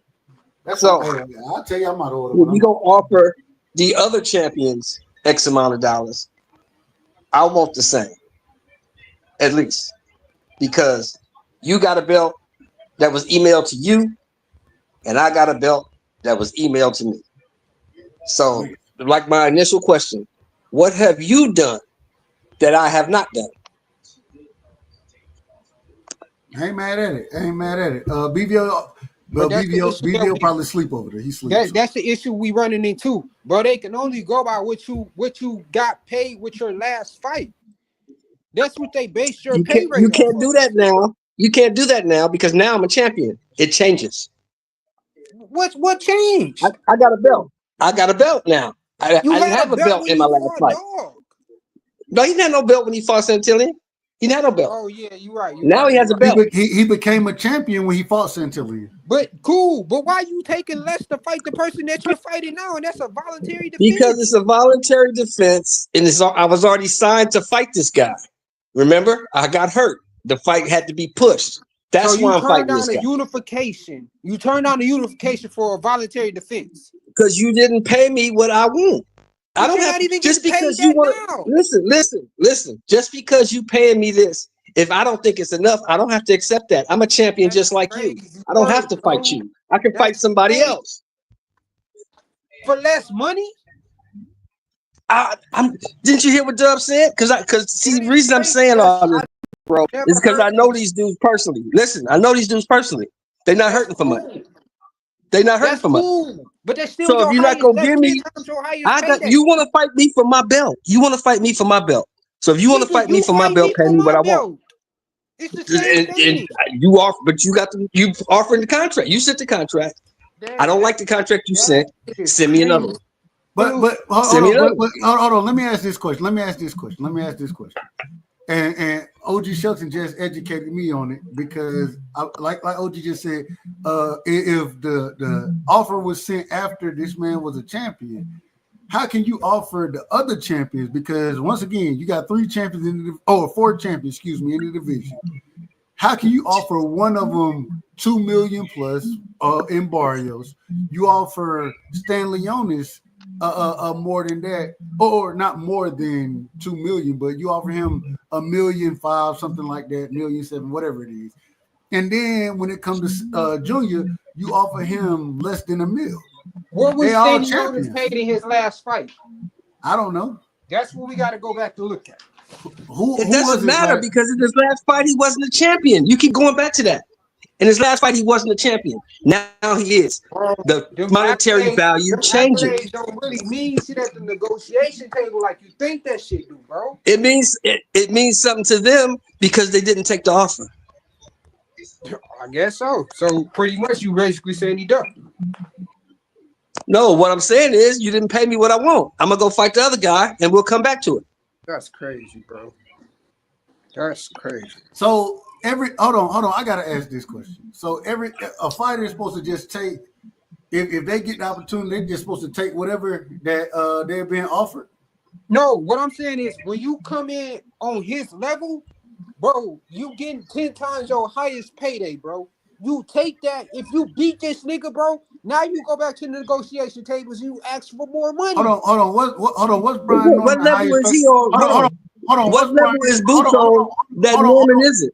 Hold on. What's Junior highest payday? I don't think it's. What we got for? Damn, I gotta get my computer. 1 second, bro. Only reason I asked that because you say offering 10 times more. So you saying that his highest payday was 75,000? Bro, facts, and I'm not even bullshit. Anybody in the chat can fact check me right now, bro. So 75,000 is Norman Jr.'s highest payday.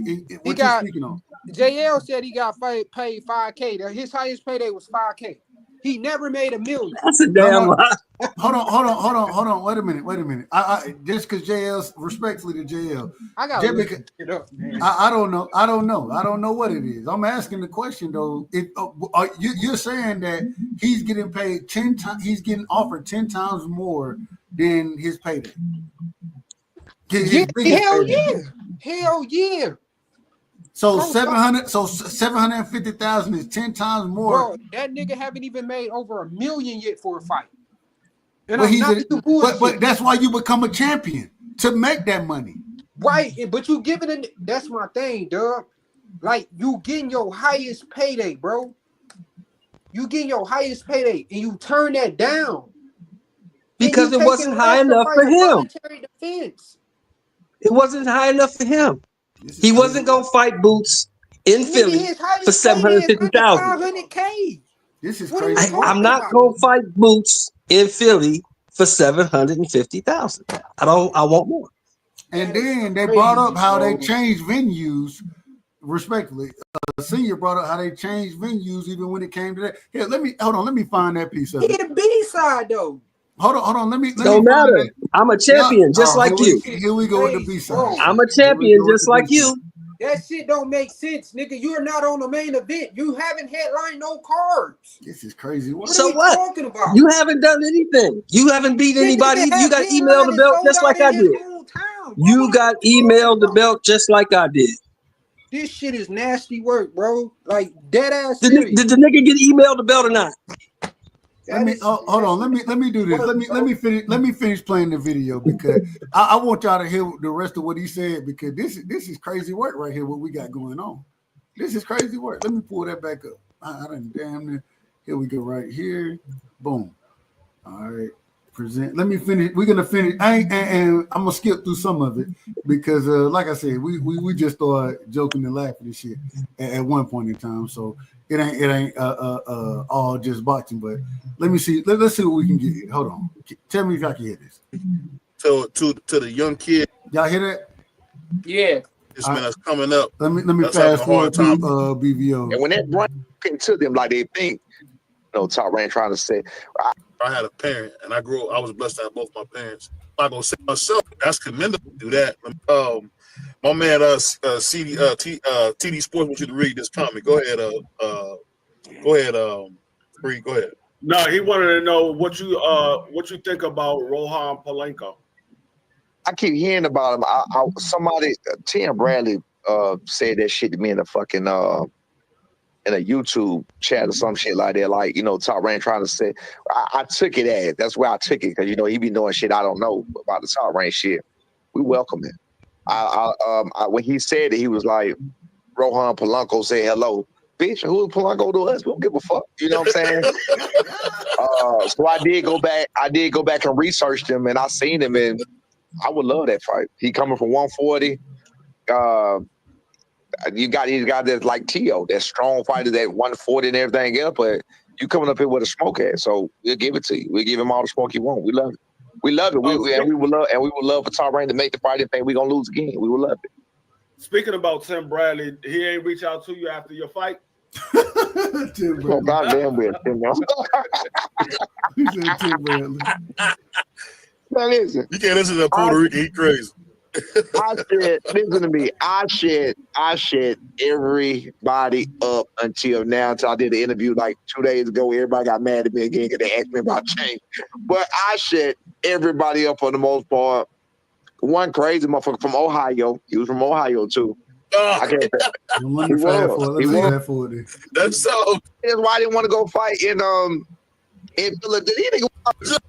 I'm a grown ass man. Take your honor is on the line. Nigga, what are y'all niggas talking about? I'm a grown ass man. You gonna take my honor, bitch. That's so crazy, man. These niggas was crazy, but they was wilding, man. That's what I'm telling you. That's why I didn't want to go fight in Philadelphia. These niggas was crazy, bro. These niggas, I was like, yeah, I'm a snatch your honor. I never heard that one, man. That sounds kind of diabolical. Salute to my brother. These niggas was crashing out, man. I'm like, damn, bro. And then I went to smoke, but I understood a long time ago that I'm human, and I ain't got time. I can't see bullets that ain't coming from. You know what I'm saying? I can't do nothing about that. So they made the bringing that back in June. They supposed. Yeah, I like Black Lightning, but it wasn't look good. They got rid of and your son.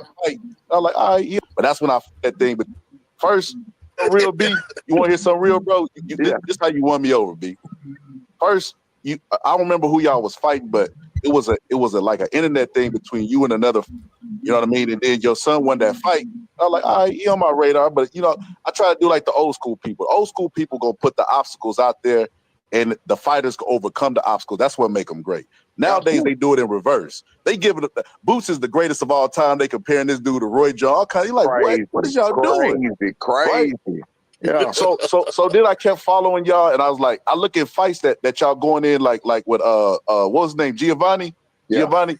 I'm like, oh man, that's a dangerous fight. I was like, I ain't even gonna lie. I don't think B Norman's son. I don't think he gonna pull this one out. He went in there, and it was an exciting fucking fight, back and forth. He knocked the motherfucker out and squat on him. I said, I'm not stuff about bitty thing. I'm like, do he gonna fight you? But all of a sudden, we clout chase champions. Here That we right there. Let me pause. Let me pause. Hold on, we're gonna keep it. I want you to pause right there real quick. That right there pissed me off a little bit because they saying we clout chasing when we're actually champions. He's a champion, nigga. We saying we want to fight you, but all of a sudden we clout chasing. Bro was a fucking champion. You were nowhere near being a champion. You was calling that goddamn man name, and that's how the fuck you came up. But we was the one clout chasing. Continue, my brother.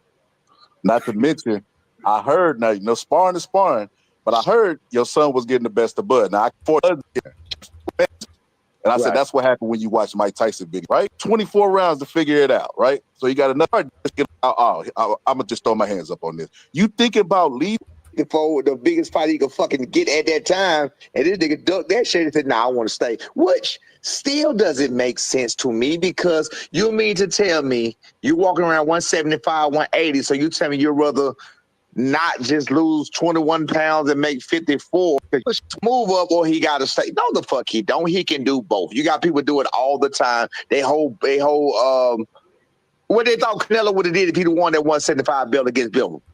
Man, y'all history of what you know about boxing and everything else. I had to check myself. Like, wait a minute, I know more than I realized just because the nigga was saying this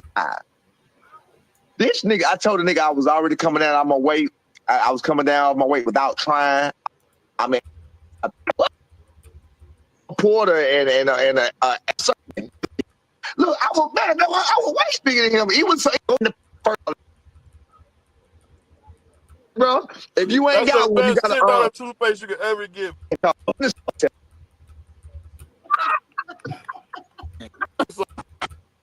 Man, Tell me.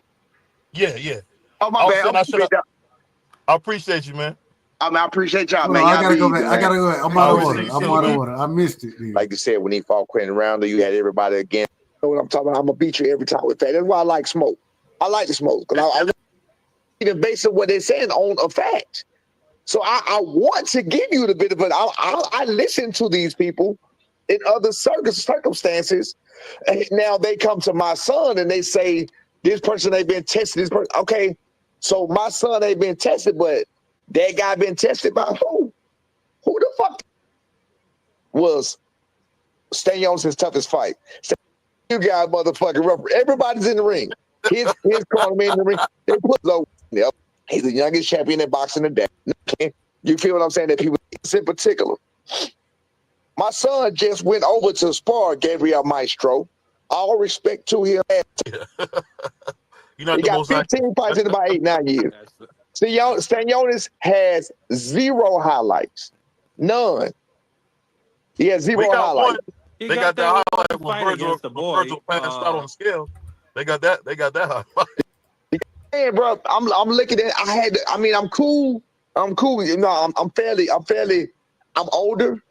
I'm older, but remember, so to some degree, like I said about the Teddy Atlases and something, what are they talking about?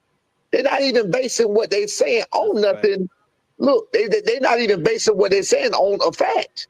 I want to give you the bit of it. I listen to these people in other circumstances.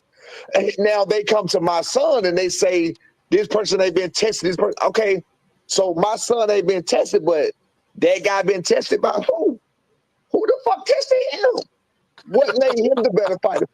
You got Jerron Ennis personally saying about Stanionis, like I said, I'm on Stanionis right now. Well, how the fuck does that make you one of the best? I'm missing that.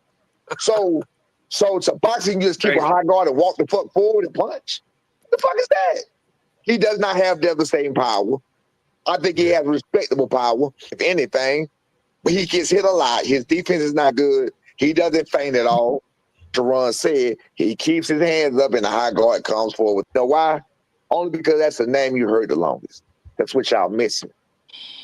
That's what y'all missing. That's a good point. That's a good point. I that's think what y'all missing. I started thinking outside the box. Y'all missing it. I can go on, but I can go on, but I can, I sit here and talk forever. So I'm gonna let y'all. I appreciate you talking, but I think I think it's that, and it's the fact that they're looking for somebody to become a star in the welterweight division, and then your son is from a place you really haven't had a star from Atlanta. You want to? Gabe was definitely a star-studded. This guy was 32 years old in his prime, 32 fights, and When's he gonna get to the numbers? No welterweight has beat a guy with a better record than my son just beat. No. I ain't gonna lie to you. I'm trying to find it. Matter of fact, what we gonna do is, and the reason when you do interviews, shit end up y'all didn't do together, no so I homework gotta. before you did the interview, Doug. Hey, Doug. No, I'm trying. Hold on. You didn't do no homework before y'all did this interview. Me personally, hey man, because there's interviews of him. There's interviews of him admitting that he got paid. That the offer was damn near. I'm pretty sure it was between 1.5 and 1.7. Did you drop the link? Hold on, real quick. It was 1.7. I remember KO reporting the same type of numbers, and KO, if he reports wrong numbers, he definitely gonna come back and tell you. But did you drop the link as far as where we got? Because I think you said it was on Mill City. I think you said it was on Mill City. He did an interview on Mill City, but I'm talking about the numbers that KO reported. They were the same as the ones that he said on Mill City. Hold on, real quick. What were the numbers, Cash? Okay, so based on both furthest boxing contract promotion, Giovanni Santillan was guaranteed to earn $300K. Brian Norman was guaranteed to earn $190K, bro. There's no way around that shit, dog. There's no way around that. But that fight wasn't that was after that wasn't before. Hold on. I like Norman Jr. Hold on, real quick. But that when you speak on that fight, I'm just saying the Santillan fight. That wasn't before. I'm not speaking on the Santillan fight. No, I'm responding to Paige, brother. Calm down. I'm responding to what Paige just said. I was talking about something totally different though. Well, that man just literally. This is what Paige. Paige literally just said. What's his name, bro? My bad. I'm just responding to what Paige said. Go ahead, Kat. Damn, you out of order, man. I was the talking first. How am I out of order? Shit. The only reason you out of order because I can never be out of order. Respect. Hey, Cash, what's dude name that Brian Norman just fought? His last fight. And shout out to Pooh TV. Santillan. Hey, shout out to Pooh the Kid TV, man, for the $2 in the super chat. Salute for the content, dog. Much love and respect. I appreciate that, brother. I really appreciate the $2 in the super chat. Much love and respect, family. Much love and respect. Go ahead. No, I'm just saying. See, I like Norman, you know what I mean, but I still think he should have took that deal because it was definitely damn near 10 times his highest paycheck. You know what I mean? And you just got a belt. Hold on, just calm down. You haven't headlined anything. So you don't bring a belt to your first belt to the table and act like this motherfucker is holding any weight, man. No. Motherfuckers offer you, and I remember Brian Norman's argument on Mill City was he wanted his son to walk away with $1 million. So he was worried about the money that he was gonna lose from taxes. So it was over $1 million. Right. So that's not even an argument. It wasn't under no million. It wasn't even, it was well over $1 million.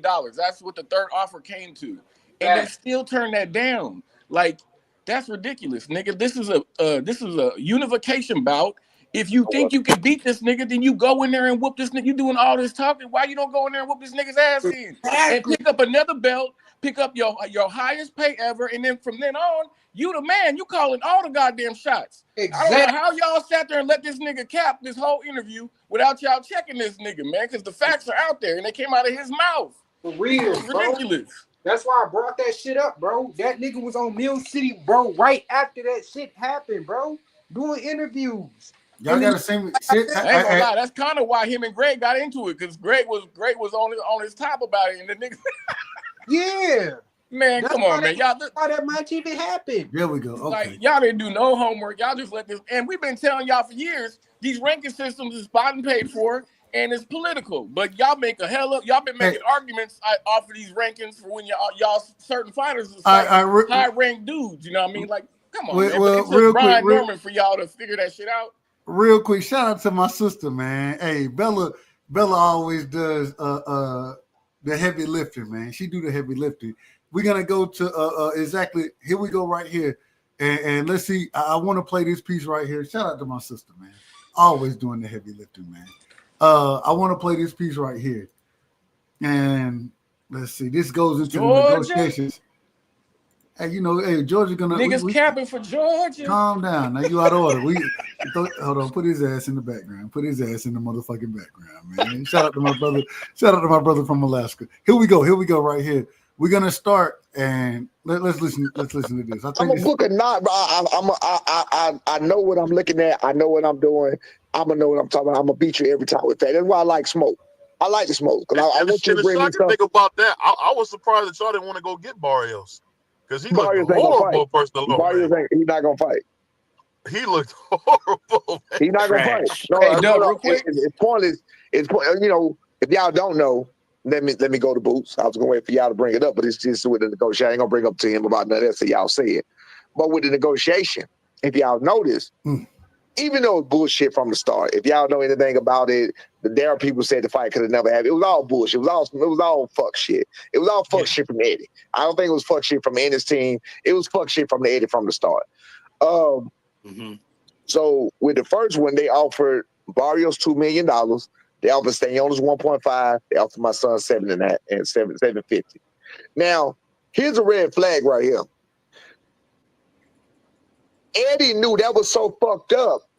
When he did the interview, he said the first offer was well north of $1 million. You said that to make it sound good when you're a motherfucking lie. Hey, Doug, pause it real quick. He said that to make it sound good. Go ahead. This is how you know he's trying to lead you around the block. Like, what difference does it make what the other niggas' offers were? We ain't worried Why about you him. don't just get straight to the point, man? Hold on, we ain't worried about. Hold on, you out of order. Now you out of order. Because y'all brought up the negotiating. I didn't even bring that. Y'all brought the negotiating piece of it up, and so he talking about other niggas negotiations. But this is him speaking on the negotiation. This is him like speaking. He knows. Let him finish it for what he talking about. That's it. When he a motherfucking lie. And that's a lie that can be. He said the first offer was well north of $1 million. You said that to make it sound good when you're a motherfucking lie. He said that to make it sound good when he a motherfucking lie. And that's a lie that can be proven to be wrong. That's a lie that can be proven. He also came back in the end and said, after the negotiation was over, when we never pulled away, he pulled away, said that we're now coming back saying, go look at this, look at us. We're now coming back asking is the fight still available? They know it's not available. They know it's too late. What? Bitch, we ain't never call you and say shit. The shit is crazy. You offer Barrios $2 million starting price, knowing it's going to be a negotiation. That means you were willing to go up. You offer Stanionis 1.5, and you offer Norman 750. The most irrelevant belt is the WBA. You offer this guy double what you offer us with 15 fights, with his last fight being the guy with 6 fucking fights. You feel me? They did not want that fight with Norman. The fight wasn't going to happen anyway at no point in time at that time. People can believe what they want to believe, think what they want to think. I can tell you, and I can even go further to tell you how the games was being played. Even after that, Eddie acting like he was doing what he wanted to do, like he was actually trying to do some shit. You go offer Charles Conwell at 154, $350,000. He was doing everything to make sure people don't take these fights. Oh yeah. You offer Charles Conwell $350,000 at 154. So what if he had to say would he had a fought at 154? Because last time I checked, he just ducked Virgil Ortiz for $5 million at 154. So what the fuck was that offer with Conwell about? What if he would have said yeah? Then what? You want to get him hurt, Coach. I've been said that fight was never going to happen because they had already put in for a purse bid, the date for the purse bid, so y'all couldn't negotiate a fight. Yes, this is bullshit from the start. It was all bullshit from the very start. It was bullshit from the start. But that didn't come from Ennis' team. I don't think it was bullshit from Ennis. No, I don't think Ennis' team was bullshit. I think it was all bullshit from Eddie from the start. I said that. Right. All right, there we go.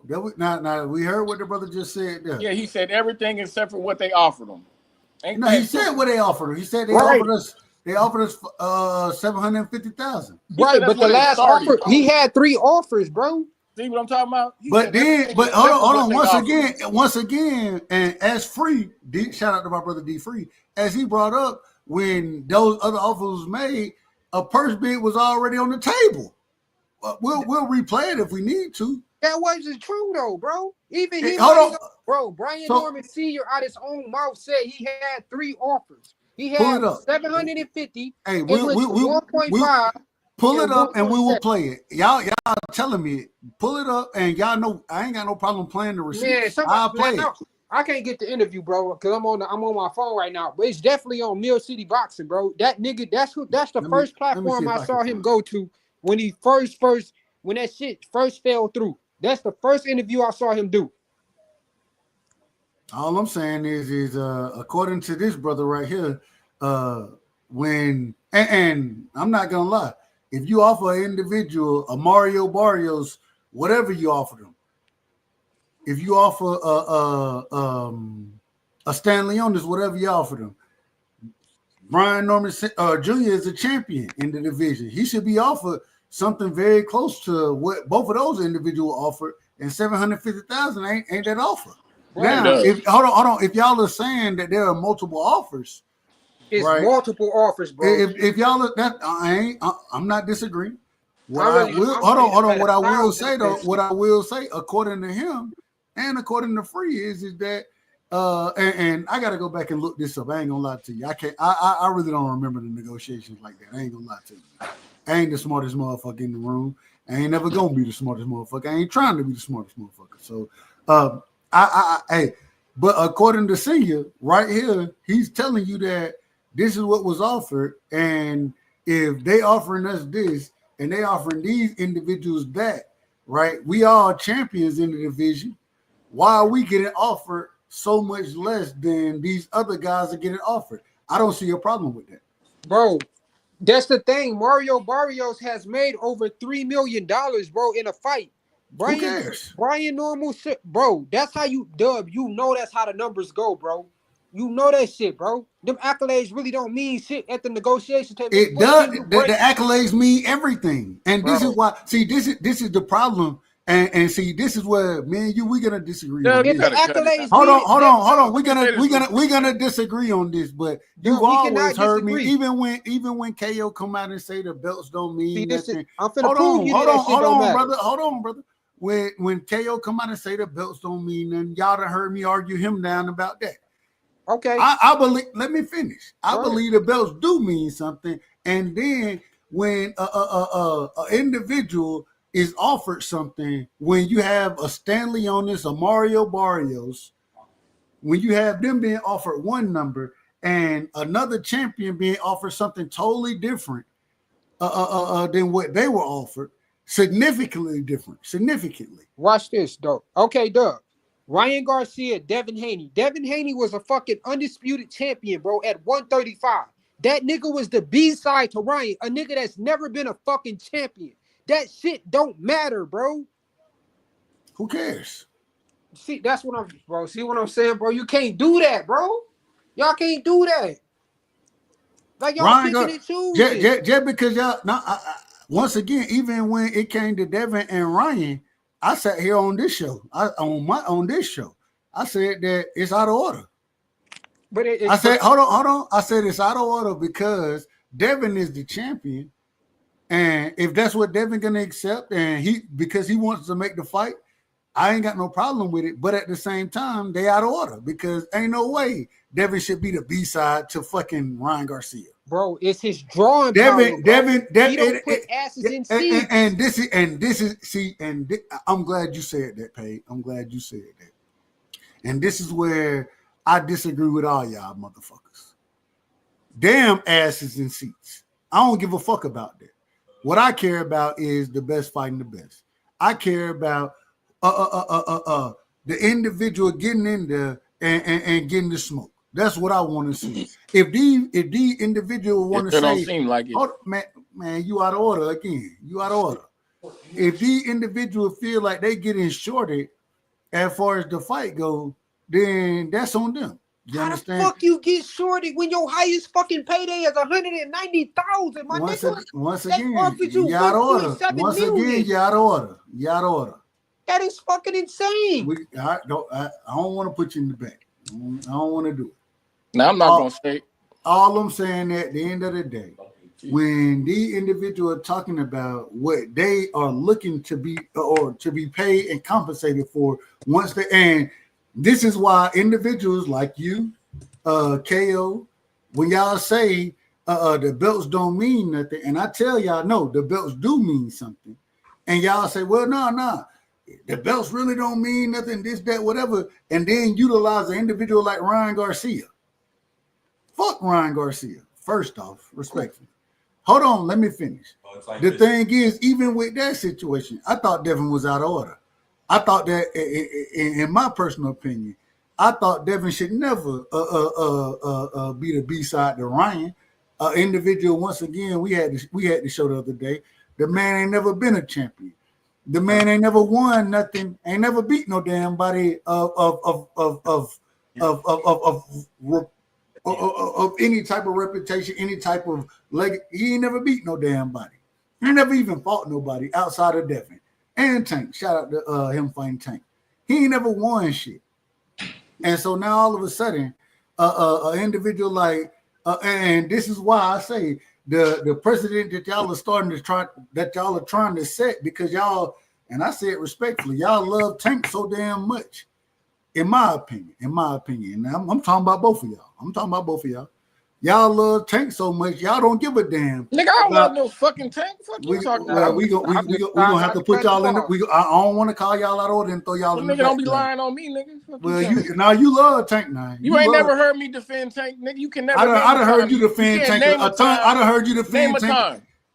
Every time we talk Tank, every time we talk about it. Every time we talk about Tank, you defending them now. Yeah, sounds. I'm defending me, nigga. You ain't never heard me defend none of these boxers. This is my question. Hold on, man. Y'all out of order, man. You up here capping? Go ahead, nigga. I ain't capping. You capping. Sound good. Talking about you ain't defending Tank, nigga. Y'all been boxing, nigga. Y'all done been a part of the Tank. Why do you feel that's okay? That's okay. That's okay for y'all to be a part of it. All I'm saying. Hold on. Let me finish. Well, it's okay. It's okay for y'all to defend Tank. That's fine. You're projecting right now, my nigga. Go ahead. All right, cool. Well, you ain't never seen me defend the fighter the way y'all do. You ain't never seen it. But this the thing. Why do you? Hold on. Let me finish. Hold on, Paige. I got you. I'm on your ass right now, bro. No, you think you are. But really, you the one defending niggas. I ain't defending nobody. How we go to Tank? Hold on. The reason. Hold on. All right. Now y'all out of order, man. Y'all out of order, man. Y'all out of order. You out of order, fam. Well, you can call me out of order as much as you want to, but damn it, we gotta run the show accordingly. We gotta run it accordingly. And so y'all the motherfuckers who respectfully, and y'all know y'all my brothers, and regardless of what I say, it don't matter. Hey, I still love y'all. I got a lot of respect for y'all, but y'all be out there capping. I know what you're trying to do right now. But at the same time, when it comes down to what B. Norman, Jr., Senior was doing, what they were doing was they were saying that we have made it to this level, we deserve this, and this is what we willing to take these unifications on for. And if you're gonna offer an individual like a Stan Leonis, like a Mario Barrios, if you're gonna offer them this, we undefeated, right?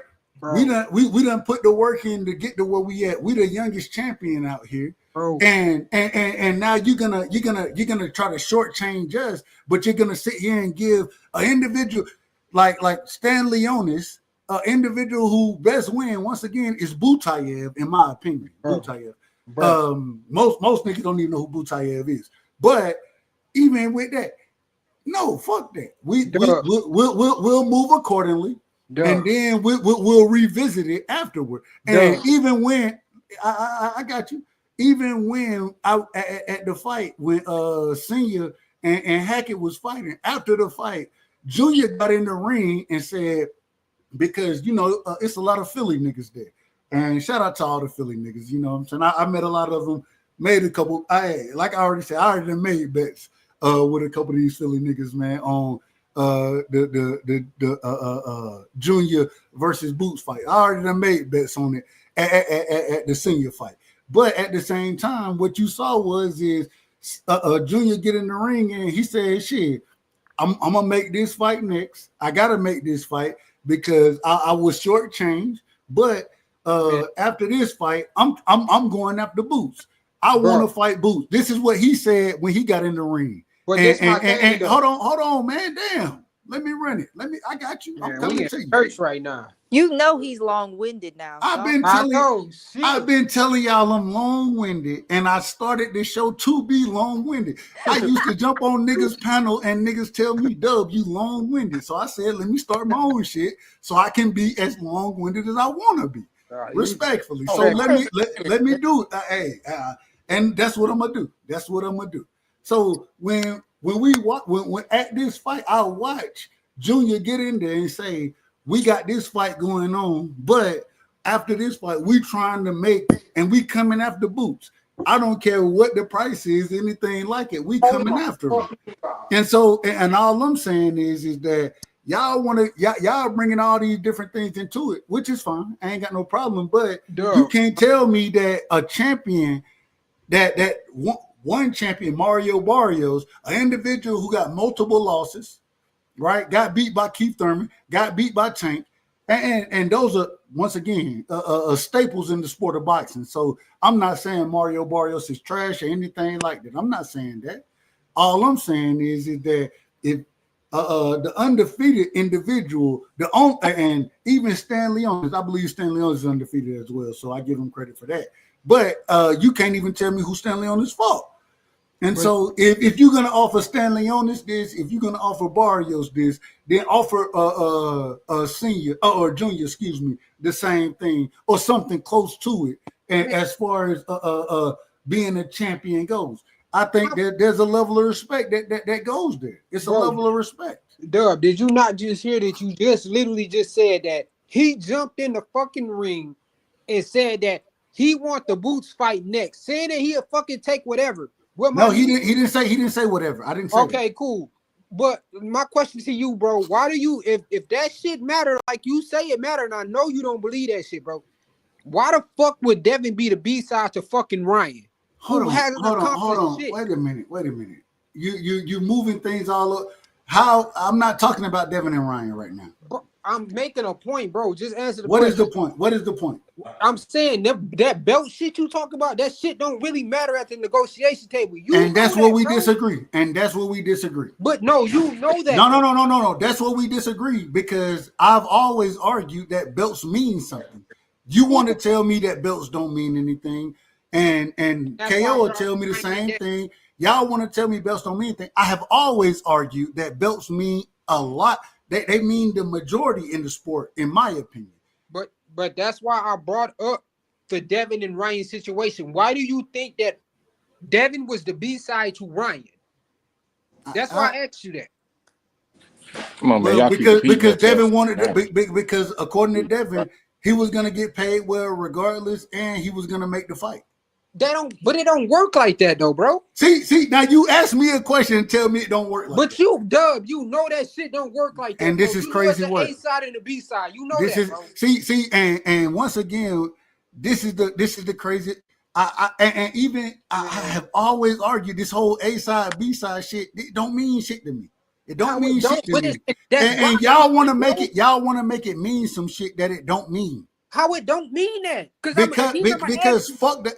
Man, if you a champion, then you should be compensated. And shot real quick. Can I get in? Hold on. I gotta say this. And I gotta get my sister back in the building. She pulled back up on us. I gotta get my sister in the building. Damn, Paige, don't leave. No, Paige, don't run. Don't run. Respectfully. All I'm saying is even when we came today, and this was going to be one of the things. And shout out to my brother pulling back up. And like I always say, that y'all call him the boxing fanatic, but his mama call him Paige. I'm gonna call him Paige.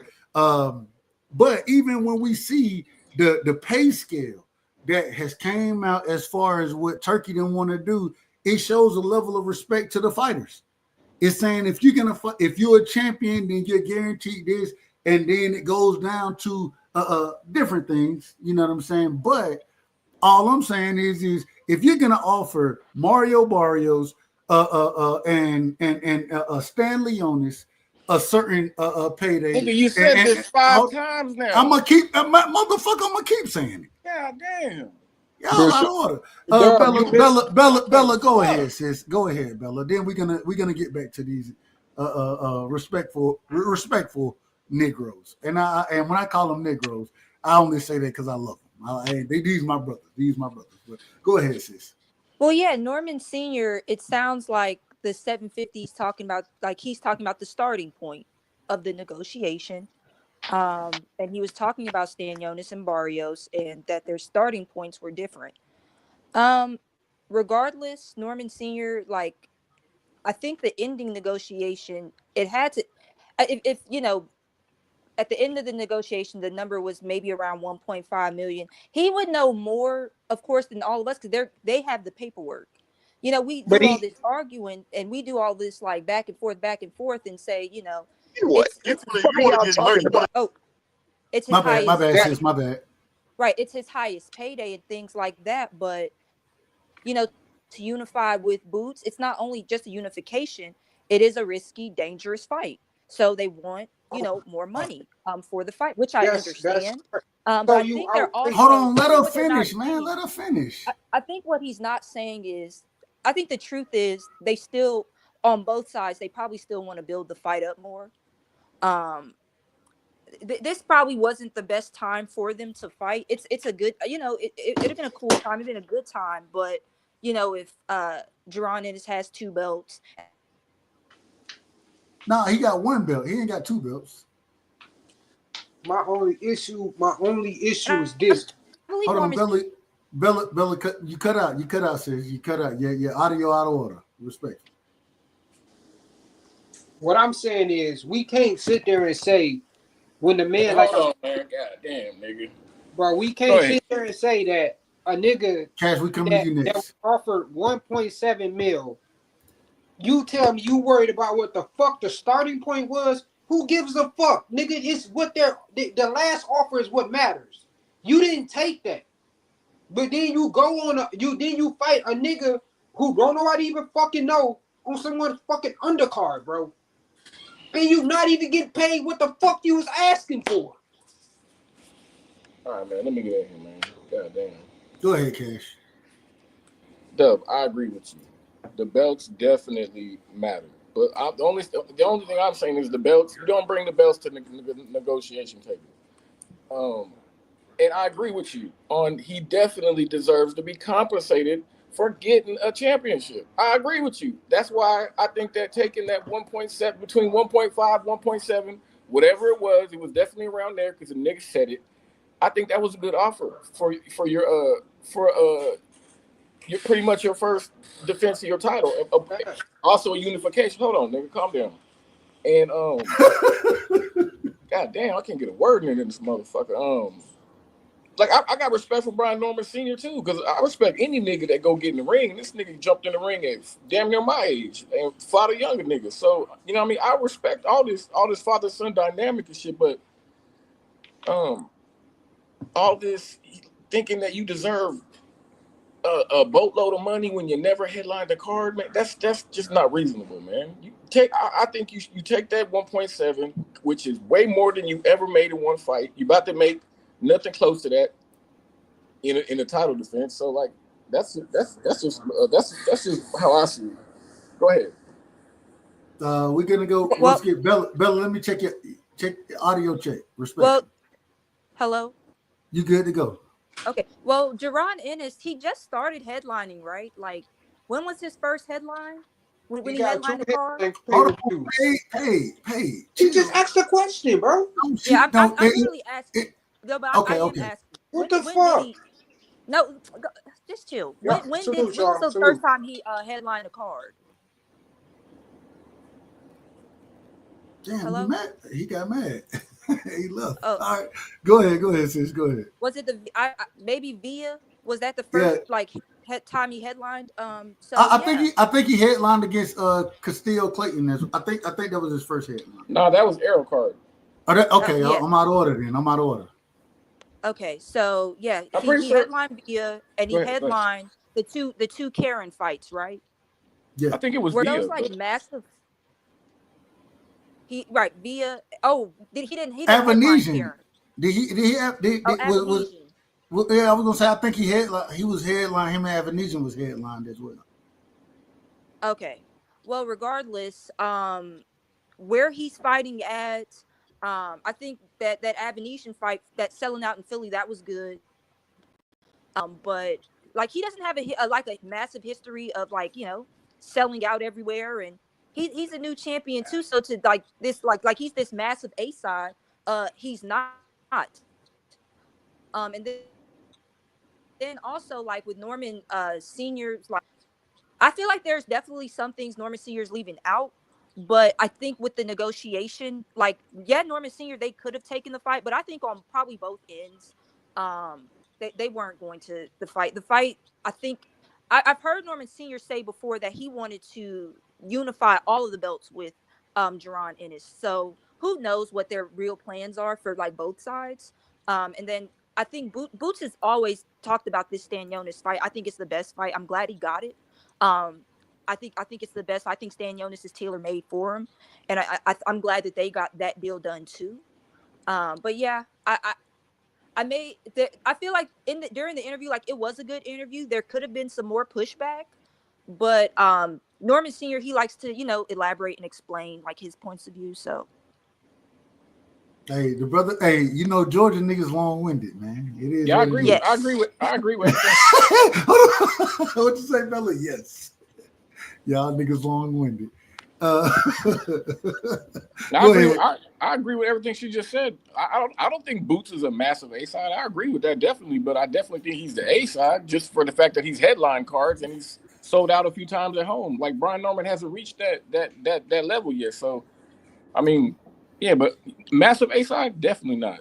But I don't think it's more. I don't think it's about the A side. I think it's more. But that's just compensate me accordingly. You know what I'm saying? The same way you're gonna compensate the other champions in the division, compensate me accordingly. Yeah. I agree with you, Doug. But I think we lose sight on either way it goes. Whoever's throwing this fight that didn't happen is gonna lose money because these dudes want so much money and they're not bringing in that motherfucker. I mean, I don't know if they're gonna put that on pay-per-view or not, but that would be the only way you're gonna recoup the money that you're gonna dish out. I ain't mad. Troy, hey, shout out to my brother Troy in the building. We're coming back. And as fans, go ahead, Troy. Yeah, as fans, that's when instead of just focusing on the fight and the fighters, you throw in all the other minutia, A side, money, and pay-per-view. Who cares? I've never once bought a ticket and said, "Wow, I'm really curious about the pay-per-view." I've never once paid for a pay-per-view and said, "Wow, I wonder how much they're all making." I don't care. And as fans, unless you're a CPA or an accountant, why do you care about A side, B side, money, pay-per-view numbers? Why aren't you just focused on the fight? I can break down the fight to you, but I can't break down pay-per-view. I can't break down somebody else's purse. None of that because it's not of any interest to me. I'm a fight fan. I don't care about anything else. Yeah, we're only talking about it because this was the crossroads where the fight didn't get done because of the numbers. Like I'm pretty sure all of us on the panel don't give a fuck about their purses, but we're talking about the reason why a fight didn't get made. So that's what we're talking about. It. I ain't getting none of their money. Shit. And the truth is that shit. Yeah, truth is that shouldn't even be a conversation. Because it's too much of that talk where this can't get done, that can't. Anything can get done once you reach the right amount of money. These fighters simply, most of them, I guess, just don't want to fight. You want to be great, but you don't want to go through what it takes to be great. It starts with a foundation. It don't start with getting funds first. First, you build a foundation, then you get the funds. But they don't want to go through what it takes to really be a great fighter. Amazing. Yeah, I don't agree with that, but everybody got an opinion. All I'm saying is, how come the fights aren't? Go ahead, Troy.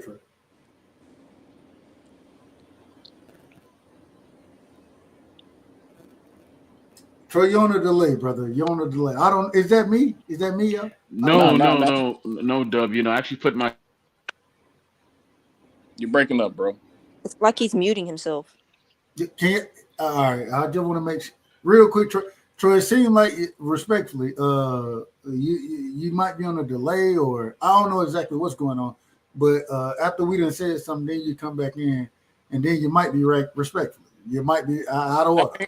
Did he ask how come the fights ain't? I thought that he was going to say how come these fights. He's about to ask how come these fights ain't getting made. Shit, I'm sure everybody gonna give you a different answer because it all depends on which fighter they like and what situation it was. Shit, I see a few people reaching out to niggas, and for whatever reason, niggas is ducking smoke. But if you ask a fanatic of the fighter that ducked some smoke, obviously he ain't ducked no smoke, or he ain't never get no contract offer. Like a whole bunch of niggas just be capping depending on which fighter they like. We got to go ahead. I can tell you specific times you've capped for Haney and other niggas. What you time? can't, you When can't have tell me when? one time. Hold on, let me say my statement. You can't tell me one time I defended any fighter. So go ahead, tell me. Since I do it all the time, you should be able to narrow it down to at least one of these motherfucking times, nigga. Man, you've been capping for Tank. That's all you say. Hold on. You ain't even gonna let me finish. Name one cap. I asked you hold on, one time. calm down, relax. I got you. We'll get it out. Well, if you calm down, go ahead. I got you. Well, shit, Bella, you go first, Georgia Peach. Now he don't want me to go ahead, sis. Oh, wait, he don't want me. Ladies first, nigga. Okay. You see how they do? Okay, so because you know I'm gonna drag her ass through the mud of the bud. On Errol Spence, there was tapping on Errol Spence. Him saying that Bud didn't want to fight him at 54 and all of this nonsense after the fight when Errol Spence still ain't fought. Errol Spence has fought no one, and he's been capping for Errol Spence, and I know he definitely caps for Tank. I don't even know why he's trying to act like he don't cap for Tank. He loves Tank and he loves Errol. I've seen Cash in the comments capping for Errol, and then acting like Bud did this, Man, Errol ain't fought yet. You just saying, like, what did I say? You're just saying capping. Like, what did I say? No, I already told you. Because just saying capping, that's kind of that's a really broad statement. You're I'm not stuttering. I don't know what you're doing that for. No, because you're cutting me off. So when they were supposed to fight again, you were talking about Bud Crawford didn't want to make the second fight at 54 when Errol Spence, he wasn't going to fight. He had to get cataract surgery. It was all these types of excuses. And you was over there capping, talking about why Bud don't want to fight at 54. He knows he'll get beat at 54. Fucking lies. Cap. Okay, now Bella, none of that was cap. Like I'm pretty sure you've seen the interview. Hold on, you got to finish. Calm your emotions. If you missed the interviews of Bud saying that the fight had to be at 147, I'm sorry that you missed it. But you were definitely presented with a whole bunch of evidence that you you didn't dispute with anything except for your emotions that day.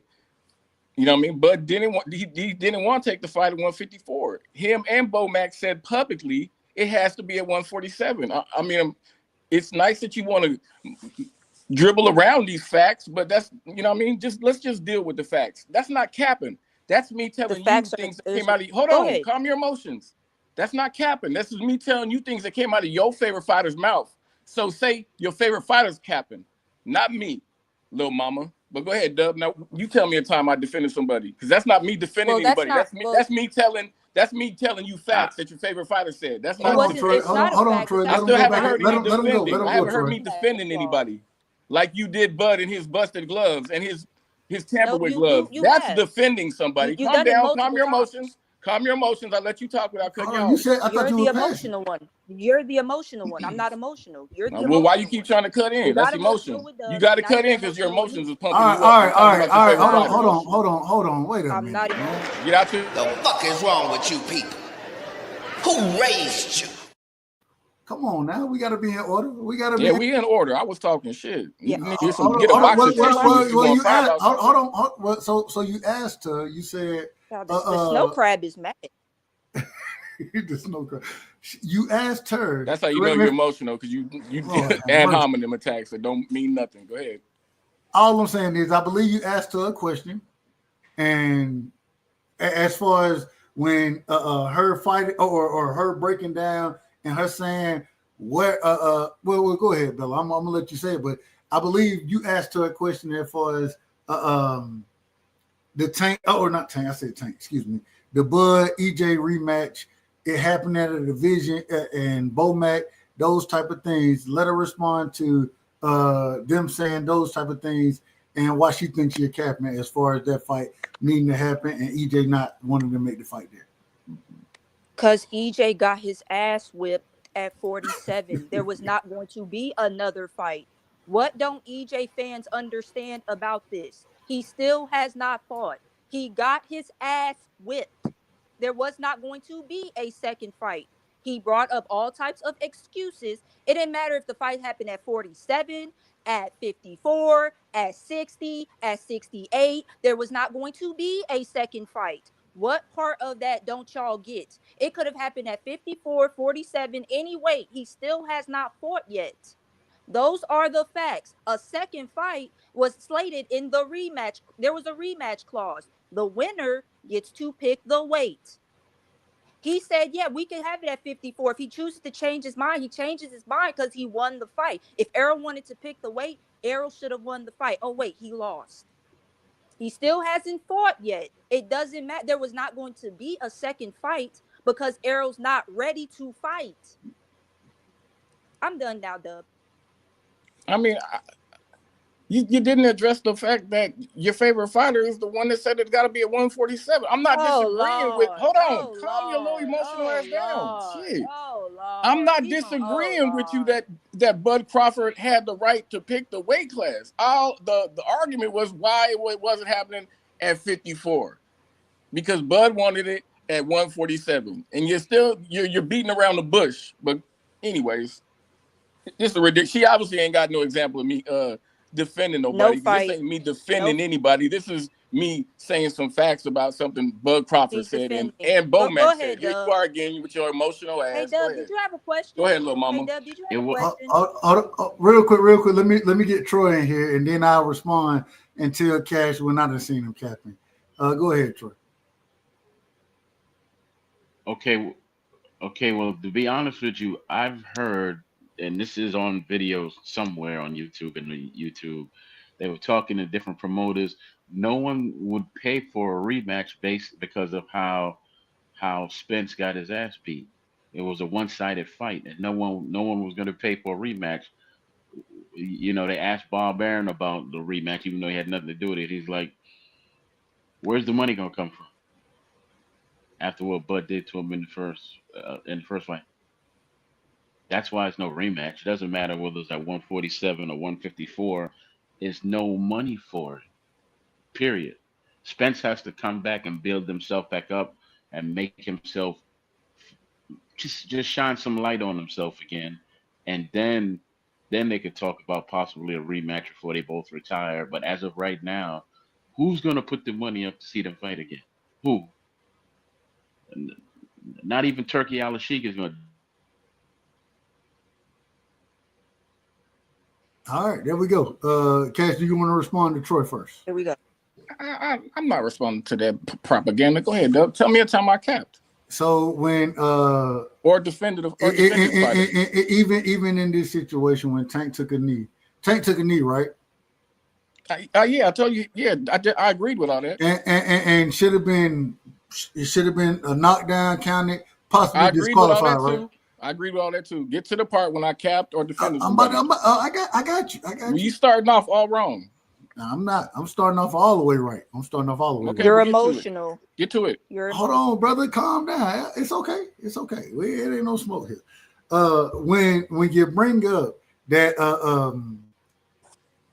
a punch, and correct me if I'm wrong, did a punch land when he took that knee?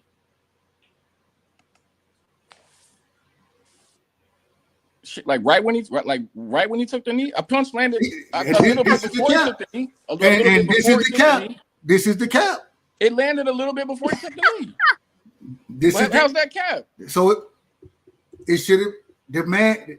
Y'all are still defending that this man wasn't knocked down. That I just said he was not. I just said it should have been. I said that from the jump. It should have been counted a knockdown. I said that from the get go. So what do you have my capping? Nigga, you capping right now. I got you. Okay, you got me. I got you, bro. And if I'm out of order, call me out of order. But you gotta at least let me finish before you call me out of order. When you said that, right, as far as a punch not landing and him taking the knee, then you're defending the knee and the ref, even though I believe you did say the ref was out of order. I give you credit for that. I do believe you said that, but you're defending that, well, Tank wasn't hurt. He wasn't I never said none of that. Hold on. Don't put words in my mouth, Nah, nigga. Say shit that I said. Don't put no words in my mouth. Clearly, I can't even finish saying what I'm saying. You putting words in my mouth, talking about Tank wasn't hurt. All this extra shit. You never heard none of this shit come out of my mouth. This how you cat right here. What happened?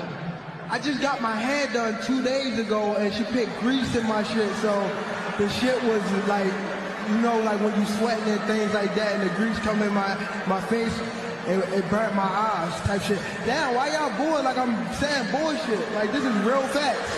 Come on, man. I just got my hair done 2 days ago. Swing the wheel, it's gone. I just got my hair done 2 days ago. I just got my hair done. And she put grease in my shit. I just got my hair done 2 days ago. I just got my hair done. I just got my hair done. I just got my hair done 2 days ago. I just got my hair done. And she put grease in my shit. I just got my hair done. I just got my hair done. I just got my hair done. I just got my hair done. I just got my hair done. I just got my hair done. Why y'all bored like I'm saying bullshit? Like, this is real fast. Like, this is real fast. Why y'all bored like I'm saying bullshit? Like, this is real fast. It burnt my eyes. Like, this is real fast. I just got my hair done 2 days ago. I just got my hair done. I just got my hair done. I just got my hair done 2 days ago. Since I can't get it off, that's how you capping, nigga. That's how you capping. Yeah, that sounds good. Yeah, I mean, you ain't gonna let me finish my point. You ain't gonna let me finish. I'm not gonna let you put words in my mouth. See, you cut me off with it.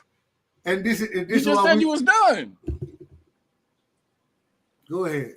You just said you was done. The right thing to say is, no, I've never heard you cap for no nigga or defend no nigga. I've heard you do it. Well, that would be a lie. Well, then you can't. Well, why your example is not an example of me capping? Because every time I started talking, that's why I had to play the video. Every but time you're lying. And you can't. Hold on, Dub. Hold on.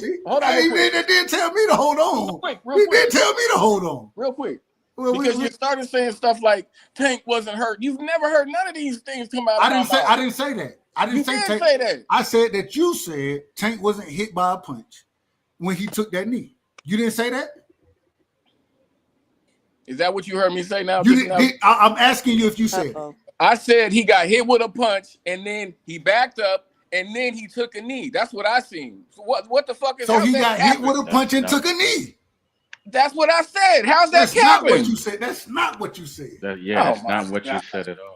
This is crazy work, bro. And then you want to tell me I'm calling you. Hey, Cash, you know you my brother. Dub, I didn't just say that he got hit with a punch and then he backed up. Now you said it when you understood what my argument was gonna be. Oh, man, you didn't say that. You didn't say that previously. I didn't heard said you the argue. same fucking thing, nigga. You go ahead. No, lying, sir. but go ahead. All right. Anytime I'm standing by what Dub said, you know you didn't say it. You know you didn't say it. I'm out of order. No. Actually, you're not. He didn't say that.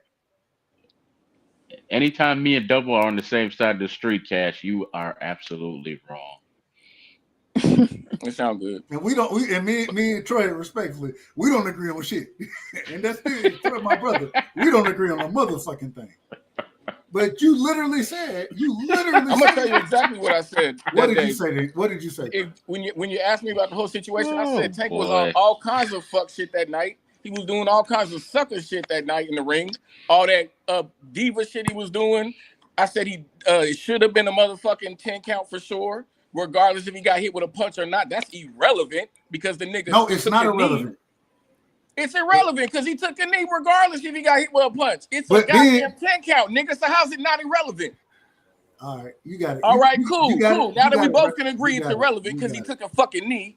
it. Regardless if he got hit with a punch, it don't fucking matter. You took It a do matter. voluntary knee, it's a goddamn 10 count. Or it's a count. It's an Period. eight Not count. a 10 count. Standard Eight eight. count. Standard eight. Standard eight. I just corrected myself before you said Are you anything. good? You good? Cool. You good. Yeah, I know I'm good. So yeah, I said all this shit the time that it happened. And I also told you niggas that they not gonna overturn it because we don't know what's gonna happen the next 3 rounds unless I agree it shouldn't be overturned. No, you didn't. You kept, Oh you my kept crying God. and having a damn hate parade when they didn't overturn it. Bella literally said, Doug, I'm shocked that you said man. that. She literally said, I'm shocked that you said that, Doug, that you don't think this should be overturned. She literally said that. Dub, I heard you say that, but I also heard you cheering and laughing and giggling, talking about all the reasons it should be overturned. So I don't know. It's hard to decipher all that bullshit that you was doing through all them damn lives you were doing.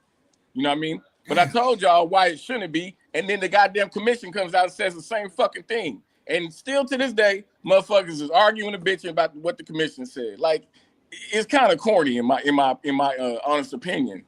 It's crazy work because. But you still didn't come up with a time You trust the that I commission capped now? for somebody, nigga. But good try. Go ahead. Yeah, I just want to point that out. Shout out to my Do brother you Cash. no? But I'm saying, do you trust the commission now, Cash? Because I mean, at I one agree point with you. you Honestly, basically bro, didn't trust him, so you trust him now. Honestly, I didn't think it should have been overturned for that very reason. That you never know what's gonna happen. You got to give the fighter a chance to know he's lost a point and then fight like he lost a point. You don't change it if you don't do that. If you don't do it at the end of that round or at the time, then I just don't see how changing the rule or changing that decision makes any sense. And then you got to go back and like rewrite history on a whole bunch of different decisions that happened. I just didn't think that it was enough to be set a precedent like for that shit right there, because I seen way worse shit happen. You know what I mean? But I literally said that, and now you're no, telling you me didn't literally said that. I literally heard you and Bella argue against that what shit. did I say? Bella, what did I say? When you and sis, I apologize for putting you on the spot. When you told me, you said, "Damn, Dub, I'm shocked that you look at it this way." When you told me that, was I not arguing that I don't believe this should be overturned? I don't believe I think that Steve. I think Steve Willis, he made it. We got to hold a ref accountable. I'm gonna tell you what you said. Hold on, now you out. I'm gonna tell you what you said. And now you want everybody to let you to talk, but you're gonna keep cutting me off. Yeah, go ahead. You out of order, man. You out of order. Yep. He said, "Yeah, I'm out of order." Yep. We going to real quick, Bella. Did I not say at that current moment in time that I don't believe this should be overturned? That I believe that at the end of the day, the ref made the mistake, and that, hey, it is what it is. Let's see the rematch. Did I not say that, Bella? My sister ain't in the building. Okay, let me remind you what you said though, Dub. I'm gonna have to go pull this up. I'm gonna have to go. Okay, pull cool. it up. No. Pull it up. But did you not? But I mean, when hold on, nigga. Damn, calm your ass down, Dub. When Troy, man, I ain't no nigga. Yeah, whatever, nigga. Can I talk? All right, cool. Dub, I heard you saying when they tried to give you the argument for why it shouldn't be overturned, you were like, "We've seen the rest of the fight. We've seen the next 3 rounds. We know what's gonna happen." You didn't say that? I did. Okay, cool. And I still argue that it should be overturned. Cool. I still argue it shouldn't be overturned. I still argue that. All right. Hey, Dub. Hey, Go Dub, ahead, can you hear Bella. me? Yeah, So what you said was you went around the panel that day, and you asked everybody what we think should happen, and then you said that you believe that the best decision for the New York State Athletic Commission to come to was to keep it a draw. I remember you saying that for sure. Even though, yes, we were talking about how the 3 rounds did end up playing out, but Dub still, at the end of the day, Dub's final kind of verdict on it, Dub was saying he believed that the New York State Athletic Commission should not overturn the ruling. They should just keep it a draw, and there will be another fight. There would be a rematch. I do remember Dub saying that. Dub did say, and I Bella can literally, believe Dub was saying that because it was straight it's straight BS. But I can believe Yeah. Dub was saying that. and Bella literally said, "Damn, I can't Yeah, believe because you saying this." Mhm. Go ahead, Troy. Go ahead. You did say, yeah, out your own mouth, you said if they overturn this fight, it's going to set a precedent. And I said to you, no, it's not, man, because I've seen people die in the ring. This ain't gonna do nothing in the sport. That's what I said to you, word for word. So And that's what you said, word for when word. you saying this, Cash, all I'm saying is I done had this opinion the entire time. My opinion hasn't changed. I literally just said, I heard you say that, but I also heard you sit there laughing and giggling, talking about why it should be overturned. That's what I said. So you said both. I heard both arguments come out your mouth. So I didn't know which one to go with because you said both things. Shit, you didn't just stick to one side of the argument. This is amazing. It ain't crazy. That doesn't You have any sounded that doesn't have any bearing on very what the final verdict is. That's his opinion on right. the 3 rounds ended up occurring. That doesn't have any bearing on what he believed the final verdict should have been. He said multiple times he believed that the best decision for the New York State Athletic Commission, to do was to keep it a draw. So no, he wasn't saying like he thinks it should be overturned. He was saying he didn't understand that argument of the other 3 rounds didn't play out, with if he would have called a knockdown, the 3 rounds could have played out differently. He said he didn't agree with that, but he does believe that because, they didn't call it, Steve Willis didn't call it during the time of the fight, and nothing happened during the time of the fight. He said that the best decision was to not overturn it and to leave it a draw. So one thing doesn't have anything to do with the other.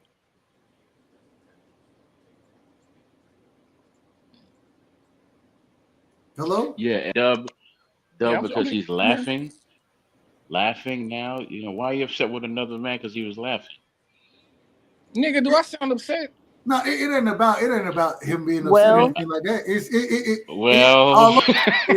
All I'm saying is if you're gonna call me and say I'm capping about something, no. And anybody who done heard me, Nick, and one other question I got for you, Case. You said you done heard me capping for Devin. What have I capped for Devin on? Oh man, where do I start? Anywhere you want to. You was agreeing with Bill about the whole he can get out of the damn get out of the rematch. Get out of the rematch with Kambosos to fight Tank. Please. I heard you capping about. Hang on, you did a lot of capping. You agree with a lot of cap that Bill said. Shit, hang on. About the whole please don't Bill when Bill was capping about the goddamn Muhammad Bill Ali Haney act. Hold on, Troy. Hold on. Let him When cook, Bill Troy, was brother. capping on the Muhammad Ali act, you was arguing for that shit. Hang on. You done did a lot of capping for Devin, nigga, and defending. But go ahead, that's enough. Just 2. You couldn't name one on me, and I gave you 2. So even once again, even with the Muhammad Ali act, even with why that, you jumping to the second thing I said when I said all right, before that? Because you agreeing that you capped on the first one, right? Even with the first thing, even when it comes to the Kambosos, what I said is, well, if he can get a bigger fight, then I would want him to get that bigger fight if he can fight Tank. That's what I said. But when it came down to it, I always said if you signed up for the rematch, you knew what you were signing up from the beginning, so you got to rematch that man. If you can get a bigger fight utilizing the Muhammad Ali Act, right? If you can get a bigger fight with Tank, because that was the argument Bill was making. If you can get a bigger fight, then I ain't got no problem with it. But if you can't get out of that, then you need to rematch that man because you signed up for it and you knew what you were signing up for when you signed that 2-fight deal. I definitely was running with that narrative. You just trying to sugarcoat. Ask KO about it then. Ask KO about that. I don't gotta ask KO nothing. I heard with my 2 ears, nigga. I know. Well, you heard wrong. You heard wrong. What you just said pretty much told on yourself. Talking about if you can do this, if you can do that. You know he can't do that. How you didn't know he couldn't do that? No, wait a minute. Once again, what I said and what you utilized. Go ahead, change your words. Hold on, no. I'm not changing shit.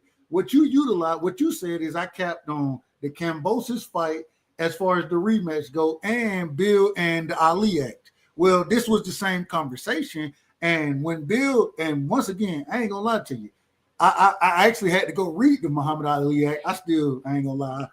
I think it has more to do with promoters and those type of things. But anyway, that's a whole nother story. What I said was, if you can get out of that fight because you beat Kambosos the same way Bella just said, or excuse me, the same way Bella just said that Bud beat the shit out of EJ. I said because it was such a one-sided fight, if he can get out of that rematch and fight Tank, then, and according to Bill, at that current moment in time, I was like, well, let me go look at this Muhammad Ali Act. When I went and read the Muhammad Ali Act, and I came back and I was like, well, he probably can't get out of this shit. I said that on KO panel. I literally said that. And my thing is you're telling me I'm capping about it when I done kept it a buck with all this shit, bro. You know, now you and Kat, the crazy thing is, you know me, you done heard me cook for a minute. Nigga, I ain't just out here lying about shit. I ain't out here capping for Devin. Matter of fact, I'm very critical of Devin. I'm very critical of Bill. I'm critical of all these motherfuckers. That's my job. I gotta be critical of them because I gotta call a spade a spade. And so I didn't say you be super capping. I just said you done did a little capping and some defending. That's all I said. I didn't say and there was no defending or capping. Because I always said you are you're definitely one of the Haney fans that keep it the realest and you'll call some bullshit out. But I done heard you ride along with some of these corny narratives. Whether you went and read it afterwards, after you done already ran with the narrative, that's cool if you corrected it. But I heard you ride with it. No, once again, I said that I agree that because it was such a one-sided fight, if he can get the Tank fight, then I would much rather see him fight Tank versus a rematch with Kambosos. But he knew what he signed up for. If you signed up for it and it's locked in, then you need to rematch that man. I definitely said that. How was that kept? It kind of sounds like you agreeing with me, but it's all good. All right. It's all good. If you calling that cap, if you calling that me capping for Devin, I misunderstood you, or maybe I took what you said the wrong way. But okay. I'm saying, if you calling that capping for Devin, then yeah, I want to hear what you call what somebody. Anyway, that's a whole nother story. I don't even fit to get into that. No, yeah, we passed this. We passed this. Now I want to get into this. I got to ask everybody this question. As far as the Brian Norman Jr. and Boots fight goes, outside of the interview with Senior, right? Shout out to Senior, man. That's my see. And I got to tell y'all real quick. In that interview, I told him, I said, man, I took that was my son's first weigh-in, and when he had a fantastic time at that weigh-in. Matter of fact, I was cooking and everything for him, and when he seen Senior on there, he said, shit, that's they called themselves the mechanic versus the clown, him and Hackett. You know what I'm saying? Senior had the damn wrench out there. My son, 9 years old, he in the middle of all that shit while I'm trying to get video and shit like that. You know what I'm saying? Covering it. But had to give him credit for that. But as far as the Boots and Brian Norman Jr. fight goes, who do y'all think wins that fight? How do y'all see that fight playing out? We're going to go, we'll pass around. I'm going to go to Troy first this time, going to Bella in the cash.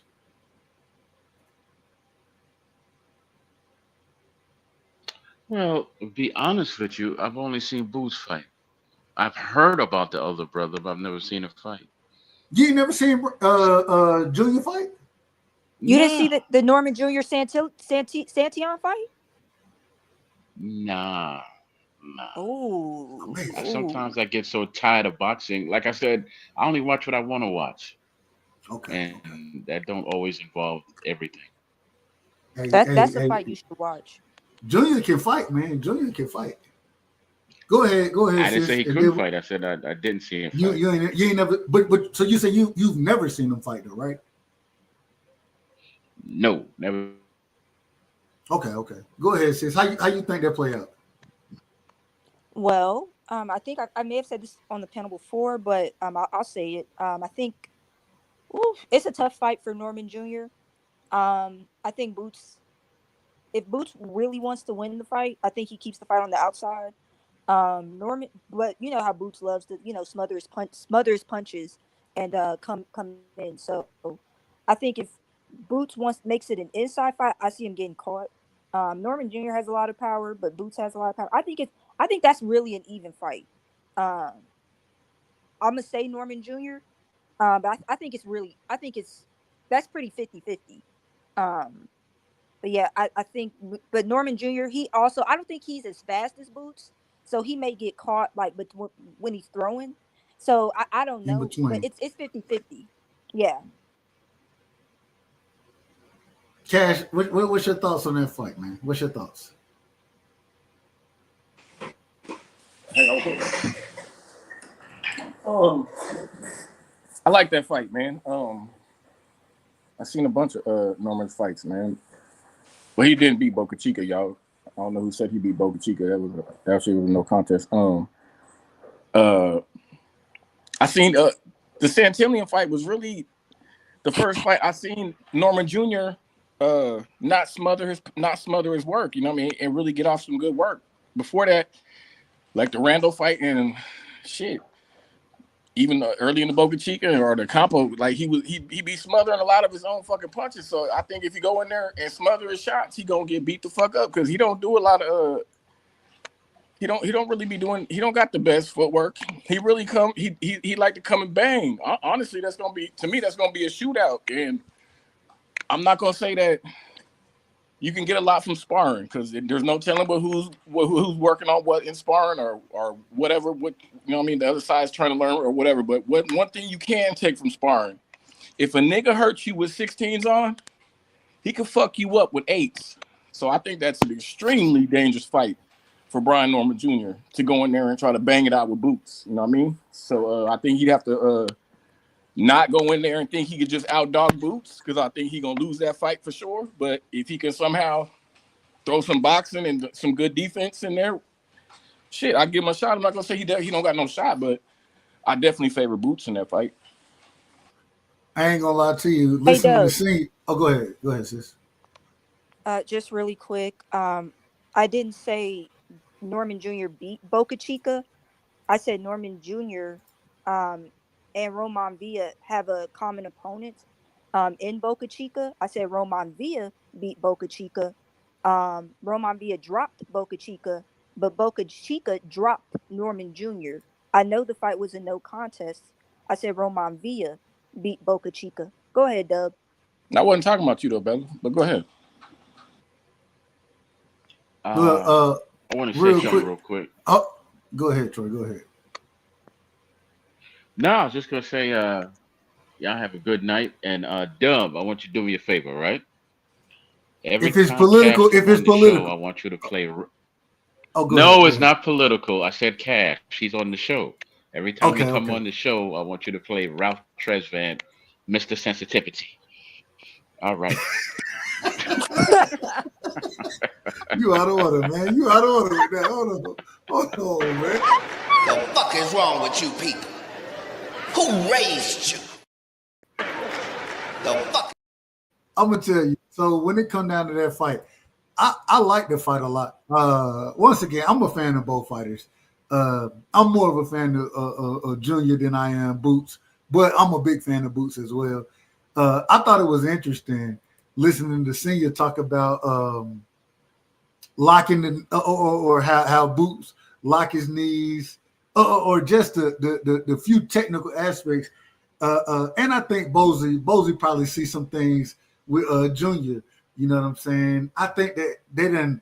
I done heard about the sparring. You know what I'm saying? Junior, he came out and said, even in sparring, man, hey, it was different work when I was working with Boots. You know what I'm saying? So I like the fight, but I think, man, Junior, what, 23, about to be 24, I believe. Really getting into and I already stopped and shit, but really getting into his grown man strength, really getting into his body, man. And I already told you, I done already betted on this fight if it happened. And shout out to my brother from Philly, man. At a Senior versus Hackett fight, one of the great brothers from Philly. You know what I'm saying? I got his information. I don't want to call the brother name, but me and him, I told him, I said, hey, lock me in, man. I got your number. You got my number. We got it on video as well. If the fight happened, you know what I'm saying? I already got a bill on Junior. So I like Junior to win the fight. And I'm gonna tell you, I think that man, Junior just really getting into his own. Man, talking to the brother, you know what I'm saying? When you get to meet people, then it's a little different. But talking to him, getting an understanding of his mindset, why he really want to fight, those type of things. Shit, man, that's what I want to see. And like I really love how the energy that Junior come with. So I got Junior, man. I'm calling Junior, and I got it by decision. But I think it's gonna be a slugfest. I think he's gonna try to make it an inside fight. I think Boot's gonna accept that inside fight. And hey, see that fight, man. I love to see it on the inside. I love to see it.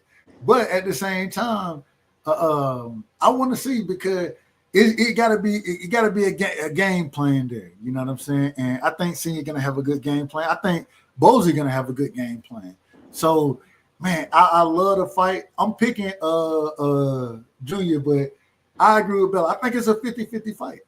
I think it's a 50-50 fight, and I think a lot of that, man, it's just gonna. I don't know. I don't know how it's gonna work out, but I'm looking forward to seeing it. I'm looking forward to seeing it. So, last question of the night, real quick, and then we'll open everything back up for anything we want to talk about. But Pauli Malignaggi, man. Pauli Malignaggi came out. He called Tank everything but a son of God. Called him. He said, "I'm out of pocket." He called Pauli Malignaggi called Tank everything but a son of God. Said that he looked nervous in the fight. The way you beat somebody who wants to intimidate and those type of things, you take him into deep rounds. This is what we've seen from Lamont Roach. Said that he think Tank is weak-minded. I meant to ask Senior about this. Senior had an interview as well. And Senior came out and said that we always knew Tank had some quit in him, right? We done heard the stories as far as Tank goes and the sparring sessions he done been in with individual like Devin. We heard he rocked Devin, but then we also heard that he ended up quitting in that sparring session. And so, do y'all think Tank got that quit in him? Do y'all think Pauli Malignaggi was out of order for calling that man out his name, calling him I just don't want to call no man no bitch. I don't want to say that. So that's what Pauli said. But do y'all think that he's correct? And the stigma on Tank as far as why he doesn't like that or why he doesn't always stand up under the pressure, because I thought he broke under the pressure in the fight with Lamont Roach. Hence the reason you saw some of the low blows, the shoulders. I don't know about the whole Biden situation. I disagree with the whole Biden situation. What's your thoughts on that as far as him folding under pressure and not necessarily being mentally tough like probably bringing out in this situation?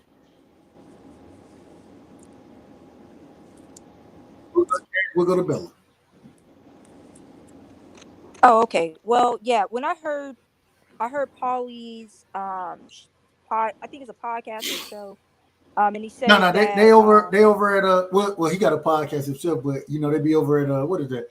Pro Box, I believe. Pro Box. So yeah, Pro go Box. ahead. Yeah, it's like the Pro Box show. Anyway, Yeah. yeah, I heard it, and he said that he if you get Tank in a certain position in the fight, too much heat in the kitchen, basically, that you can bring the B out of him. It even caught me by surprise. I do think he was out of pocket, saying the B word. Now I do I try to be nice about it. I say like Tank's heart pumps Kool-Aid. Like I don't want to be like, no, he's a B. I don't want to say it, and I wouldn't say that. But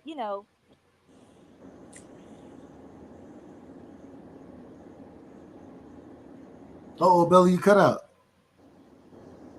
Bella, we're gonna come back to you. Let me bring my brother real quick, Cash. You got anything on that as far as what Pauli said?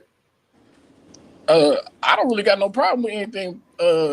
These ex-boxers say, whether they some people think they're racist or not. You know, I don't really look at, when it comes to racist shit. Like I don't really give a fuck about racist or things that racists say. You know what I mean? So I don't really get into that whole he's a racist, he's this, he's that. Anything he say don't mean shit. Like Pauli's an ex-boxer, and if that's how he feels about Tank, then shit, to me, that's how he feels about Tank. You know what I mean? The whole sparring shit, man, that shit corny to me. Tank being out of shape and quitting when him and Devin are sparring. Like, I mean, okay, if you want to call him a quitter for that, cool, then call him a quitter for that. I mean, I don't really give a fuck about all that shit. I think it's up to Tank to get in there and shut people up or let him keep talking with his next performance. That's how I see it. I'll go ahead. I'll let Bella get it back because she got cut off. Go ahead, sis. Yeah, I think it was out of pocket. I'll say that. I thought it was out of pocket, and I didn't like it when I heard it. I was very shocked that Pauli Malignaggi, I never thought he was like the greatest fighter to be doing all of these, this criticism. Pauli could box, but that man was respectful. I say this respectfully. He lost all his big fights. He lost all his big fights. That's why it's like, wait, what? Like, he never ducked no smoke though. He didn't duck no red. He didn't duck no red. He definitely did. But middle of the road fighter. No. Yes, he is a 2-weight champ. I know, but still no. I just thought it was too much. And another thing that he was saying, right? Like, he was talking about the fight and how, and we all noticed this too. Like we were talking about it. Like Tank was doing a lot of like talking to the ref. He was doing a lot of like resorting to dirty tactics. I'm not sure, like, because Lamont said that they were ready for that because those are things that Tank that he does. Right. Now, in terms of him being mentally weak, I think you can make the case maybe he is. I don't know, but this is our first time really seeing Tank go through like this type of adversity in a fight. So I can't really say like definitively that he's mentally weak, but other fighters have stated, in sparring what's happened. We know that, yeah, I guess maybe he may have stunned Devin in that sparring, but at the end of the day, he ended up quitting. I guess it was doghouse rules, and he gave up. And you could even see in that sparring session, it's online. It's like he's trying to get out of the sparring, like he's talking to everybody, like I don't know. Hell, even when he was trying to get out, Floyd was like, nah, hey, Dave, go hit his ass. Right. He's like, hold on, Floyd, right. I don't want go hit him. Go hit him. Right. Hey, that was all. Hey, Floyd, grab him and pull him over there. Go ahead. Right. Now, Devin, I remember Devin hit him when he was turned around. But anyway, yeah, when Tank's in the fight, he's talking to the crowd, he's talking to the ref, he's looking around. I don't know. But yeah, I think it's just like kind of what they were talking about. Like when Tank can't intimidate, it's like kind of like what's next? Like the intimidation didn't work. So now like what can you do now? So I don't know. I think Lamont had a great game plan, and I think he was ready for Tank and ready to stand his ground. And I believe his dad has trained Tank before, right? So yeah, his dad's he trained him when he was younger. Right. So they're familiar with Tank. So yeah, but yeah, Pauli was out of order. He was out of line. Do y'all think in the rematch, as far as this rematch goes, and it seems like we're gonna get it now, but do y'all think that Tank is gonna? And I hear shout out to my brother KO and KO. Hey, KO gonna ride for Tank. I ain't got no problem with it. But I always say sometimes KO be a tad bit out of order in my opinion. That's my opinion. And shout out to Victor, man. We rock with KO. We rock with KO. Too much Tank McLovin, but we rock with him. And shout out to Victor, man. He done became the stink meaner. I don't know if y'all remember the Boondocks, but the stink meaner of the boxing scene, man. Shout out to Victor, man. Always out of order. Always out of order. But when it comes down to the rematch, I know I hear KO saying that the man is locked in, these type of things. I don't know how and I say it respectfully. I think that regardless of how locked in he is, because he done been in the ring with the man and he understand, shit, I ain't finna be able to just intimidate him. I gotta be better than him. I gotta be better, right? I gotta make sure that I'm a better boxer. The man should have lost the first fight, in my personal opinion. You know what I'm saying? But do y'all think Tank attacks this fight, the rematch, in a different way than he did the first fight? Do y'all think he'll be better? Do y'all think that him understanding that Roach is not going to be intimidated will make him intimidated even more? Because I think, like you said, but I always say when the intimidator can't intimidate, shout out to Tyson, when the intimidator can't intimidate, they become intimidated. And so do y'all think that Tank gonna come in and be a different fighter than he was in that first fight? Because I don't think he can be that same fighter. I think he's gonna have to be something that we haven't seen from him. I think he's gonna have to bring something that we haven't seen. Which one of the reasons we always want to see him in the tough fights, and we want to see him fight the best competition, is because we want to see that if you got that next level in you. If you can elevate your game, you know what I'm saying, when you're challenged in the ring and you can't intimidate somebody and you gotta dog it out. Do y'all think Tank do y'all think he has that dog in him that he's gonna come in the next fight and really dog it out with Roach? And then on the flip side, do y'all think Roach is celebrating too much and taking the draw as a victory, going to the different podcasts and those type of things, which I don't have a problem with, me personally? Hell, utilize your exposure accordingly. You know what I'm saying? When you have this type of stage, you got to utilize it. You capitalize on what you worked for. But at the same time, do y'all think that Lamont Roach is overconfident and too much on his high horse as far as that rematch go, and he not going to be ready? What's y'all thoughts on how the rematch will play out? Cash, coming to you, going to Bella next.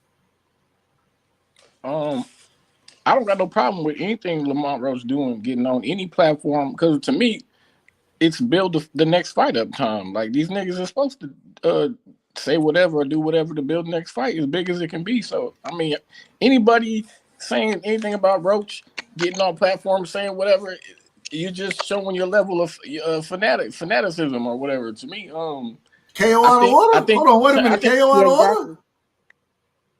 I mean, shit, it is what if KO. I mean, shit, it is what it is. That's just my opinion, though. This is just my opinion. No, that's my brother, man. That's my brother. I don't give a damn if he out of order or not. Shout out to my brother. Yeah.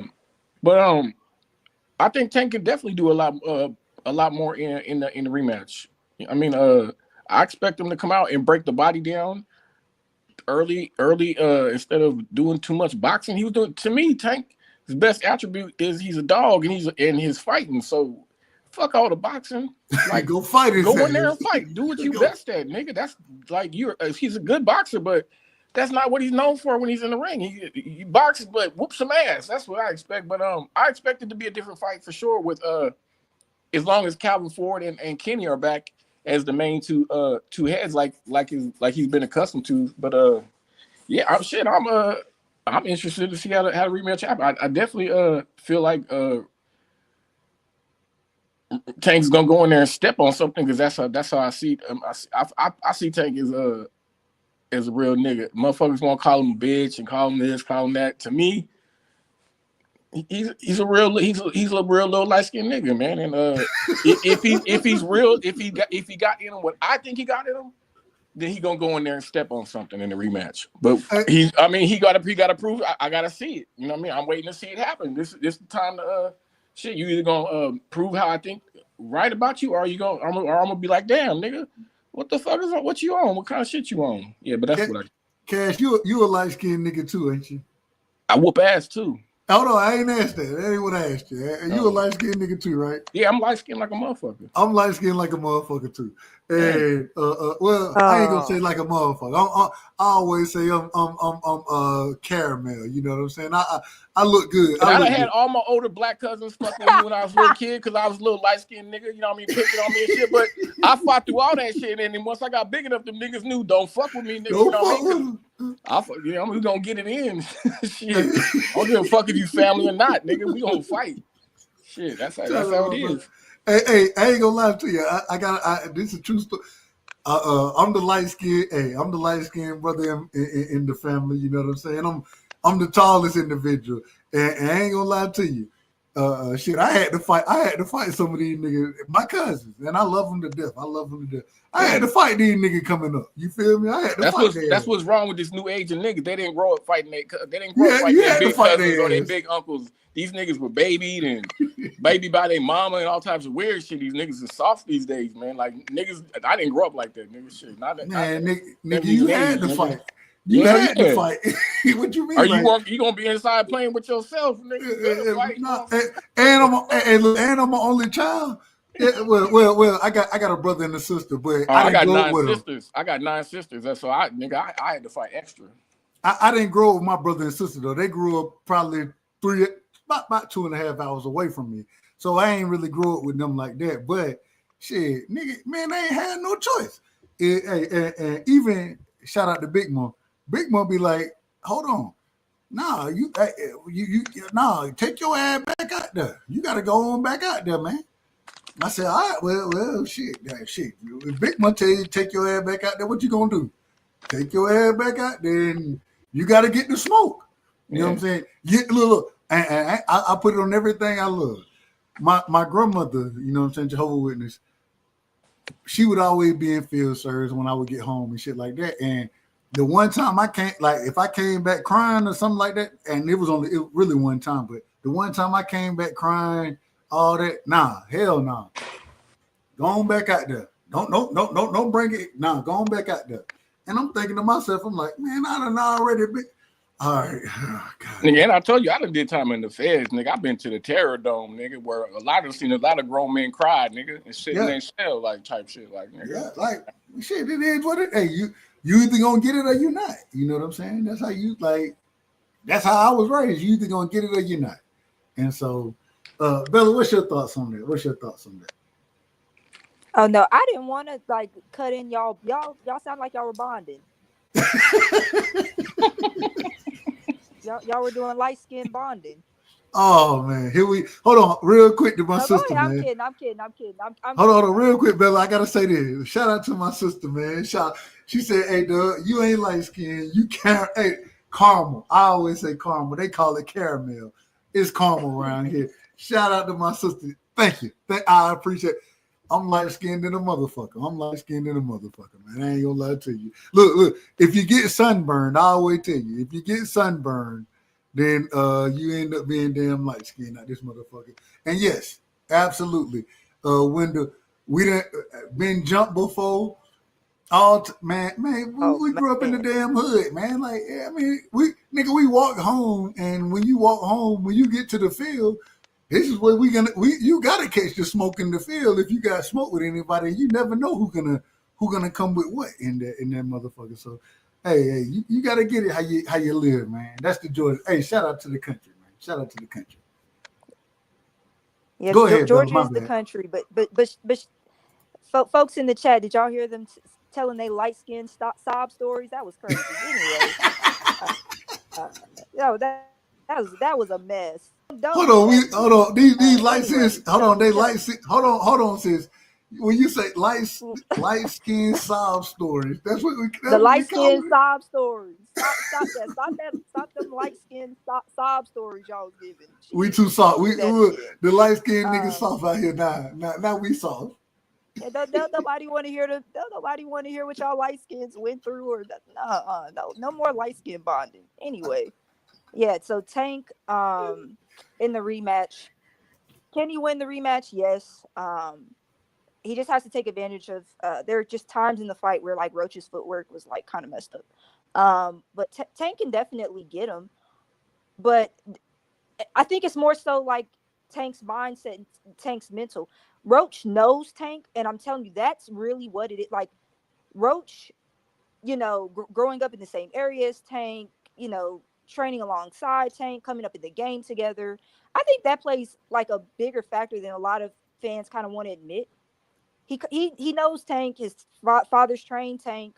I think that rematch. I think it's gonna be a really good fight. Now I just want to see between the two who's going to potentially overcompensate more in the rematch, or who's going to try and push the extra mile in the rematch to either get the win or you know go full throttle and trying to maybe get the knockout if that happens. I want to know which one it'll be. um is Roach out of pocket for doing like a media tour right now? Roach would be a fool not to. Why would Roach He got to not capitalize be on going? it. He got to capitalize. Yeah, he's got to capitalize on this. Why would he not go around to all the podcasts reaching out to him for an interview or for, to do a podcast? Why would it's all like publicity? It's all to get your brand up and your name up. Why would he not do the circuit? If the circuit is here, they want to build the reach up. I don't understand how. What was the argument of that? Like, what is they feel like he's clout chasing, or they feel like he's doing like what's the argument? Who cares? Shit, damn. Let them clout chase like all they want to. It builds the fight. It builds it even bigger. Yeah, I don't I don't even understand understand why. why he wouldn't do the circuit. He should. He should do the media circuit. He should be in the media discussing the fight. It's good that he has like a YouTube channel. I believe he was actually discussing the fight like on his YouTube channel. I think that got taken down maybe, because like he was playing the whole fight.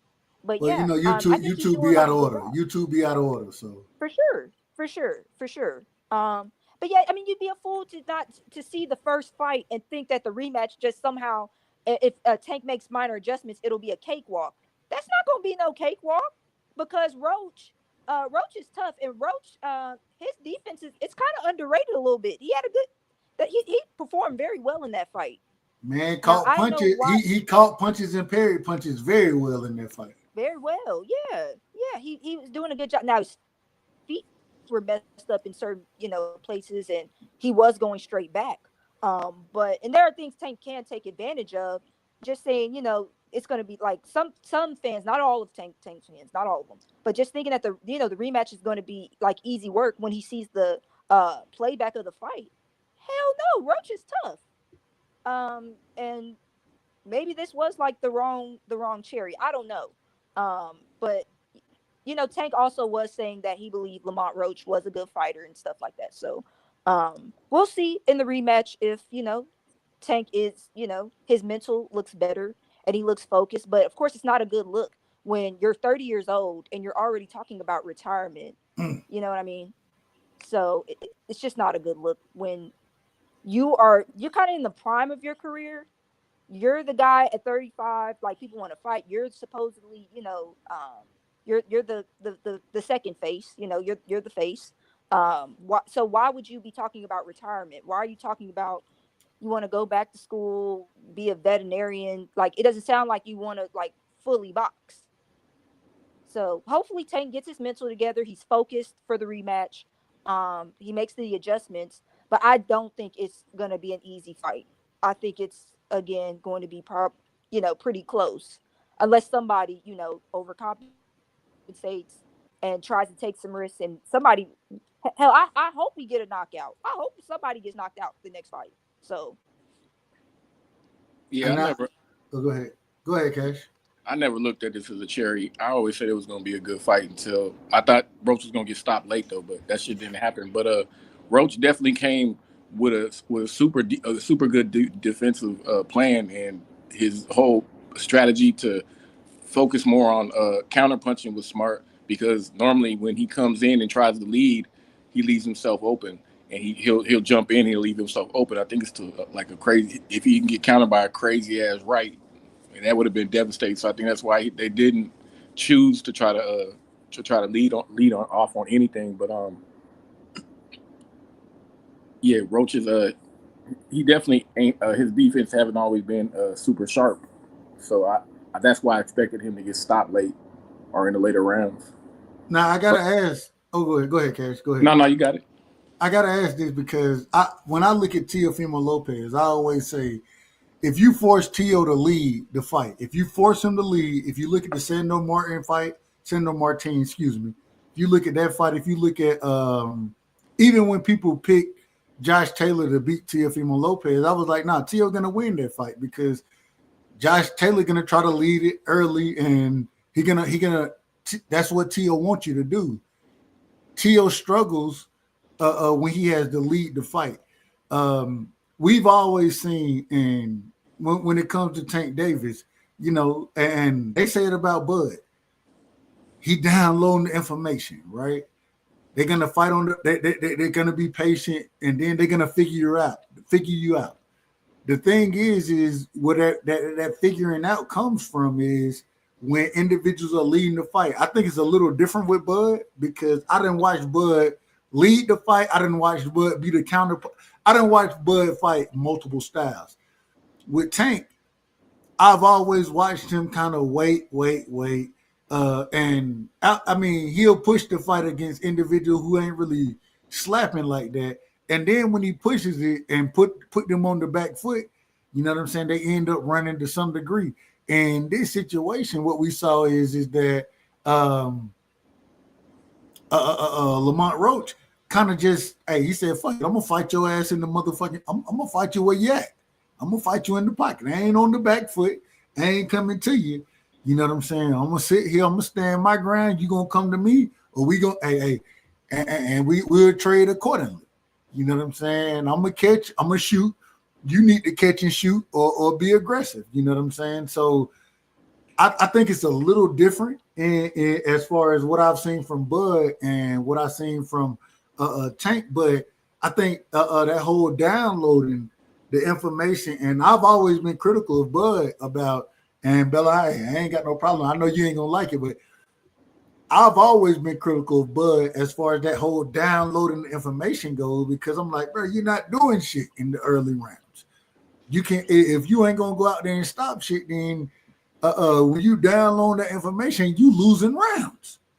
And I think it's always that's been very similar with Tank. In this situation, I thought that Lamont Roach won, in my opinion. And I know people will disagree, but I thought he won probably 3 of the first 5 rounds, something like that. And then it kind of got that's when Tank started to come on. But that whole downloading and waiting for an individual, that type of thing, can Tank lead the fight? That's my question. Can Tank actually go out and lead a fight from the beginning to the end, in y'all opinion?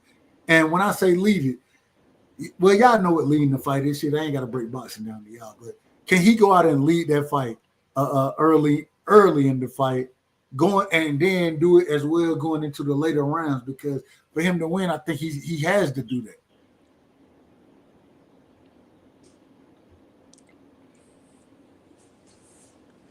I think he can, but we've never seen it. Never. I don't think he'll do it the next fight. I don't think he'll do it. And I understand what you're saying, but just Tank is just, historically he starts off the fight slow. And with Tank too, and this is another thing. I couldn't believe it when I was watching the Tank Frank Martin fight. I'll get back to what you're saying, Doug, but I couldn't believe it because Tank, he wasn't using any sort of jab at all. He was just in a high guard. Does he ever? He's getting to Frank Martin. It made no sense. I'm like, he's not even jabbing his way in. Like, Frank ain't even letting him jab his way. He just backing up, circling around, using all of his energy. He's not hurting Tank. He doesn't have power on his shots. So it's just like you could see Frank Martin just winding down. And then, like, when he gets knocked out, it's like we all could see it. Like, go ahead. The man looks scared. The man looks scared in the damn ring, respectfully. He looks scared in the motherfucker. Hey, and I done watched a lot of Frank Martin fights. When I watched and shout out, and I'm a Cowboys fan, and I believe him and at that time, what's my brother from Notre Dame, the linebacker. I believe they cousins. I'm looking. I'm like, okay, here we go. From this nigga scared. He ain't even like he wasn't even trying to land shit. You know, like he pity patting out there, but he wasn't looking to land nothing or set nothing up. He was trying not to get knocked out, in my opinion. Right. And how the hell you go out there and be in the ring you can't go fighting not to get knocked out, bro. Yeah, this whole the whole Tank be losing on card, that's a myth. There's never been no cards where Tank is losing when he gets the knockout. So that's just a myth that people be running with. But what was I gonna say? Tank did a lot of playing in this fight. He did a lot of playing, sticking his tongue out at the crowd, he did a whole bunch of extra shit. That's, to me, that's because he wasn't worried about nothing that Lamont was coming with. Like, if you look at their faces, Tank has always got some shiners or some Indian burns or something because he's light skinned.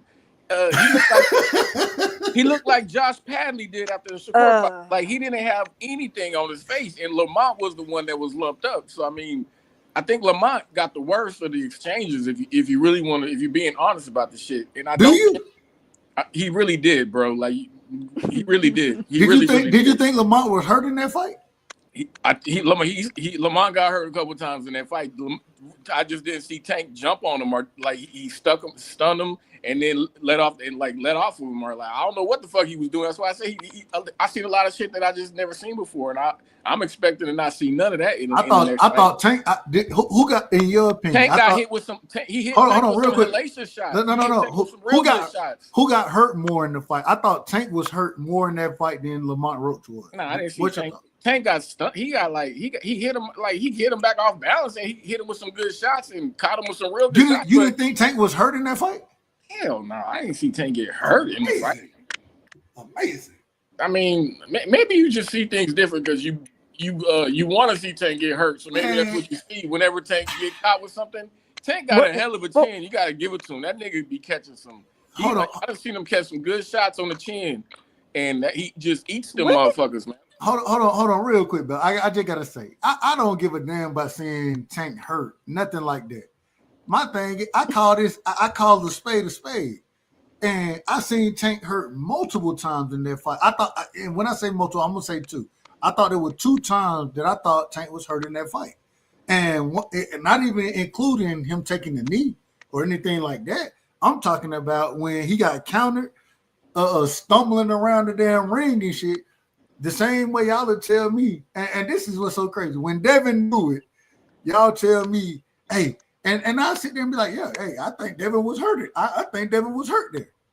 And then y'all would tell me, Tank, well, nah, Tank wasn't hurt. Tank wasn't hurt, didn't it? Nah, Tank wasn't hurt. Devin was hurt with. I've only seen Devin hurt with Ryan and with who was it? Linares. Linares hurt, but he didn't have no time to capitalize. I actually thought Devin got hurt against JoJo Diaz, in my opinion. Maybe a little bit. Nothing like the Linares punch. No, I'm not saying that it was the same.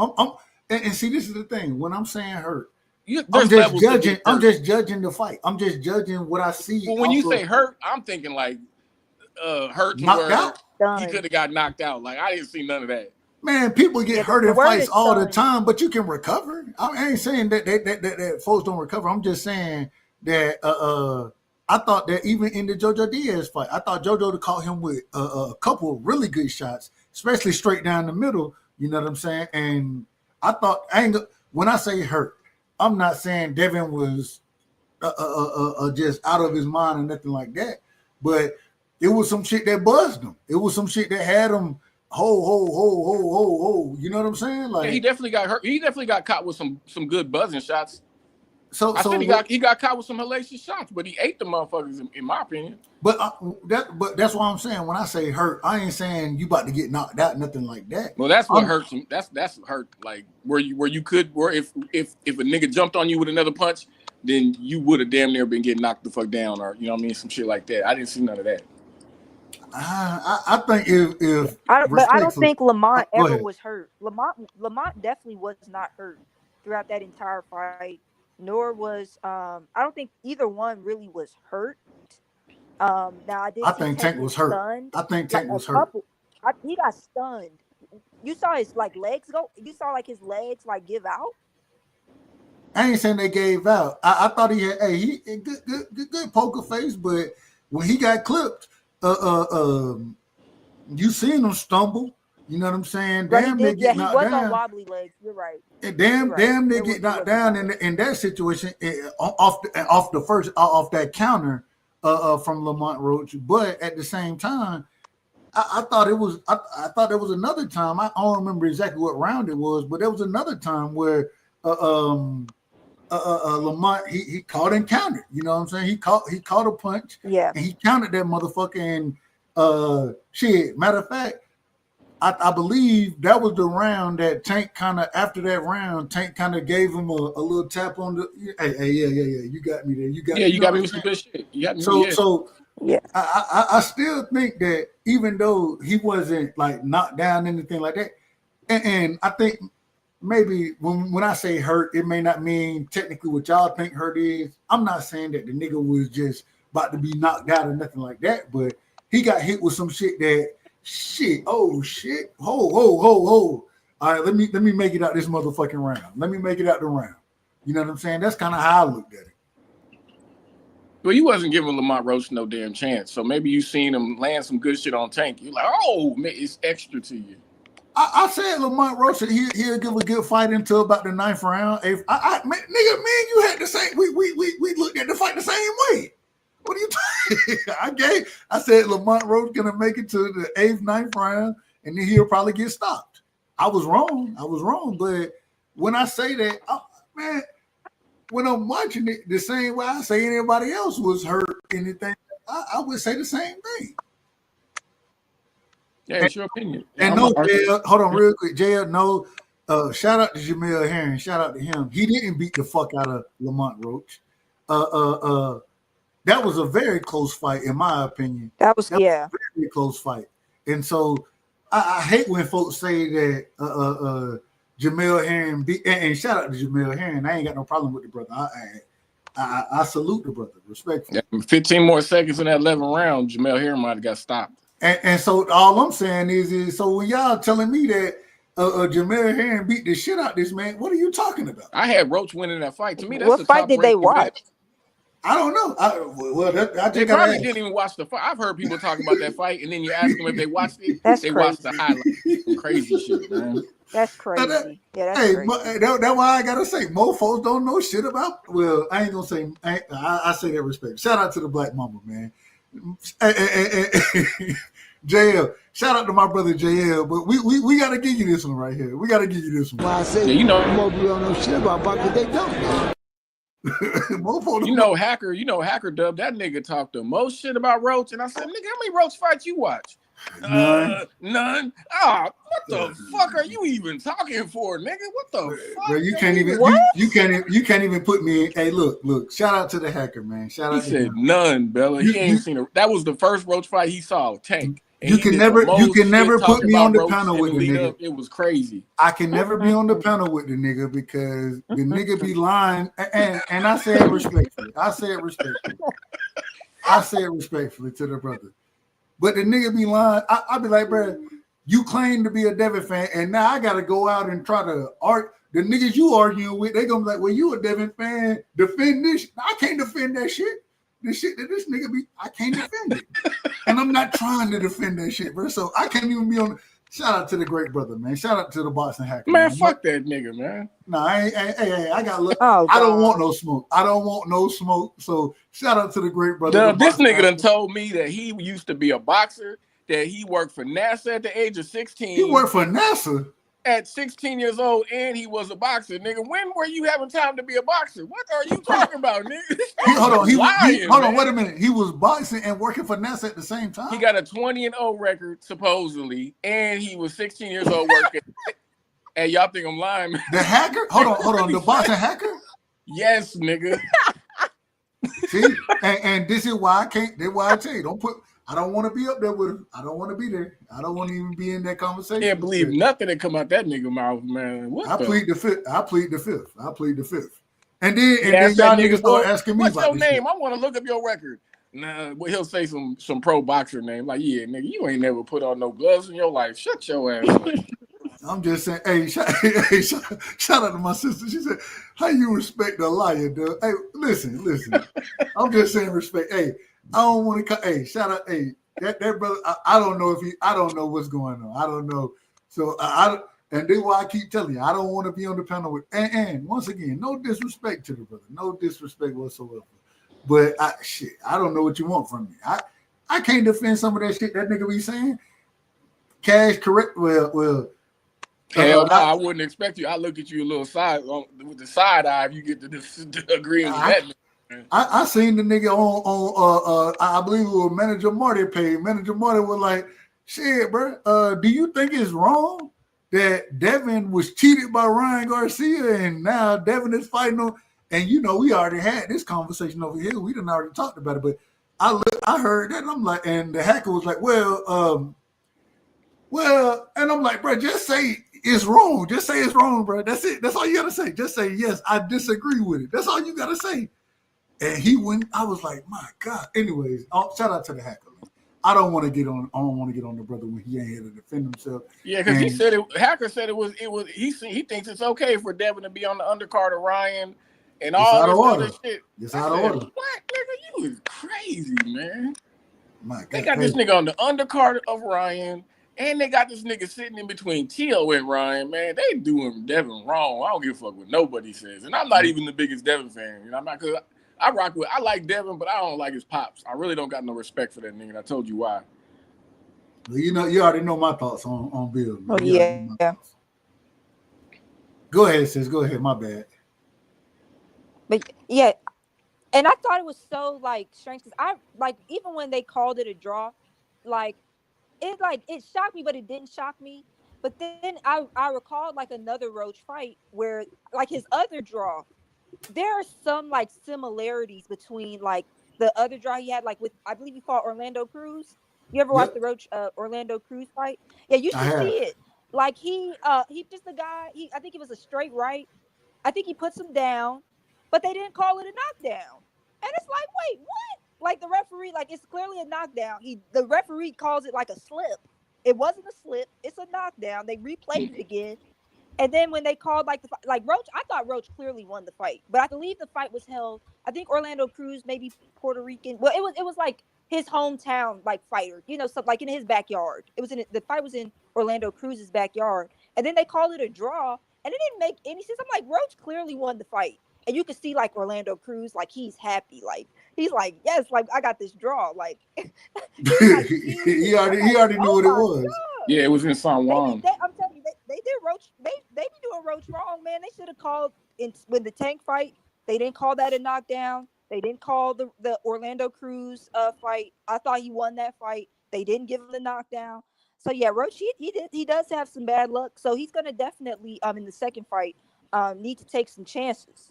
But I thought he took chances kind of in this fight too, fighting in the pocket and staying, in front of Tank as long as he did. But he could clearly take, and he said this on the It Is What It Is show.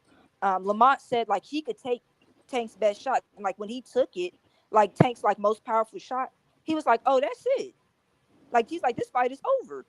Because he could take it. Even with the Jamel Herring fight, those cards were super lopsided. That was I had Roach winning, but it was a close fight in my eyes. But it was close. Roach winning. But the cards, I remember the cards were 118 something. What? No. I think it was 111. I think two of them had 111 or something. 111 to 117. 117. Okay, yeah. And then I think the other one had it. I think the other one had it 112, 116 or something. But it was still. I was like, bro, how did y'all score this? Man, what fight was y'all watching? Bro? That's a top rank event, so they give it to their guy. That's how I felt on that one. Hey, yeah, I agree with that. Certain judges' scorecards, certain scorecards, they have to be filled out already or something, because it happens in multiple fights where it's one card or even sometimes two cards. It's this crazy score when the fight was close. It's wait, where did this 118 card come from? It happens in multiple fights, but for sure. It's now I gotta say, I always say the fix is in. If you know you coming in there, you know what I'm saying, against the champion or the bigger name, the fix is already in, right? And so you got to do a little extra.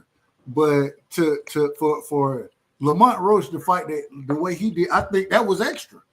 I think that was a little bit extra the way that he fought. And then with Tank, if Tank would have never took the knee or anything like that, then I think then I wouldn't have no problem saying, "Hey, it's a draw." I wouldn't have no problem saying. Matter of fact, even if and I once again, I don't think they didn't even take the knee into consideration or anything like that. But all right, that's one thing.